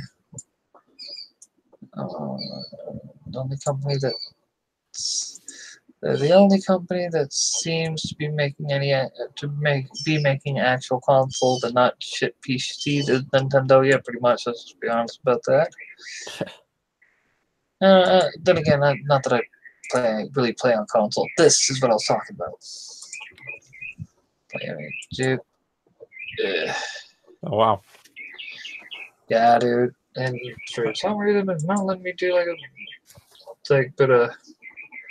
yeah, it was like I said, dude. This is actually a different one. Like I think that this is version 2. What was they had the original one was a bit different. Version 3 completely removed. Wow, that's yeah. No, they have that. Like, you see what I'm saying? The shit that they had, like it's why one of the few things I did give PlayStation. They at least had keyboard and mouse support. Oh yeah. Alright, anyway, stop. Alright, I'm just gonna close that off now. Yes, now you can no longer see my pretty face. My pretty face. Oh, thank God. Right. No, I'm right there with you on that one, guy. I don't like looking at myself much either. I really don't. I'm just thank you. I like it. We don't contribute anything whatsoever to society's productiveness. And with that, saved. All saved. It's fucking. Oh man. Oh, Kate, yeah. I wish that the Legend of the Galactic Heroes series wasn't so expensive. Otherwise, I'd have the entire series. All right. I think it's about $800 for the entire series. Oh wow. That is expensive. Yep. And if I remember right, this is right, Kate. This is the one that's the transgender journalist, correct? Or gaming journalist that does like a. There's several people who have Kate as their. And I followed. Wait. Best way to tell. Am I following her? Yeah. Then yeah, this is the right one. No, no. That's the reason why I brought that up. Ah. So quick before yeah, I'm just gonna ignore that one, Gorgonite. Anyway, but like prime example of someone who's transgender, but they never really like. I think I've seen her mention it like once, maybe twice, and it's been in a look here, you motherfucker. Don't sit there and say that I don't respect trans rights. I am fucking trans type deal. You know what I mean? Yeah, the only thing that I really know about her was from a profile saying that she's a lesbian. Well, yeah, that's like, but the point I'm making is, see, you don't have to put your information out there. You didn't even know because you hadn't seen the tweet. And it's like, see, that proof that not everyone has gone fucking nuts. You know what I mean? That's when I make my comments, when I complain about, you know, the various transgendered individuals that drive me up a wall, it's the ones that have got, it's like Tamara Bondvillain, Mags Visaggio, those motherfuckers. It's like they constantly beat you over the head with it, and you're like, listen here, buddy. I don't give a shit. I really don't. Go take your ass somewhere else and tell them it. They might actually give a damn. At this point, you're just pissing me off and making me really just be like, this is why I don't like being around you, motherfucker. Nothing personal. Okay, I'm afraid that it's entirely personal. It's nothing against transgenders. It's entirely personal. I think that's the best way to put it. But all right, let's. I want to go to bed. God damn That's it! not a good idea. Like, come on. We get. You know how I get. You know, I know how you get.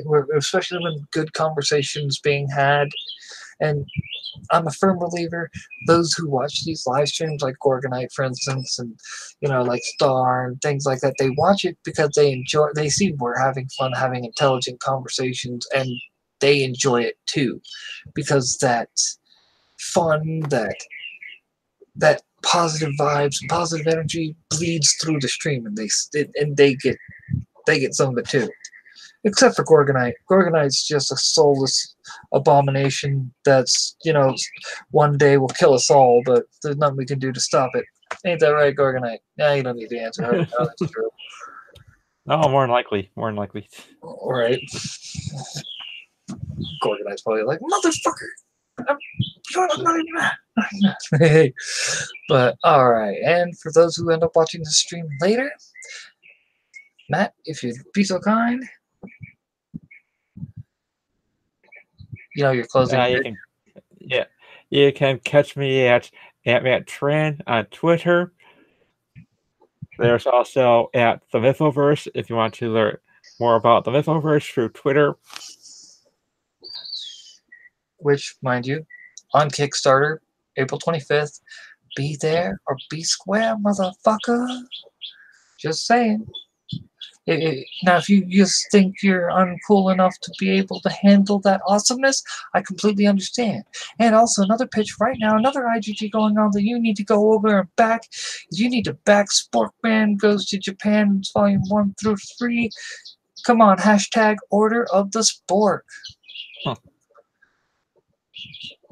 I like that. The only thing I obnoxiously flaunt around is that I'm part of the chosen Gorgonite people. Okay. Exactly. But anyway, and as always, I am your host, Bob Jones. You can find me on Twitter at Brainiac420. You can find me on Mindsgab, TikTok, and Instagram at Bob Jones Comic Wars. You can find me on BitChute at Bob Jones. All right. And with that, I shall bid you all adieu.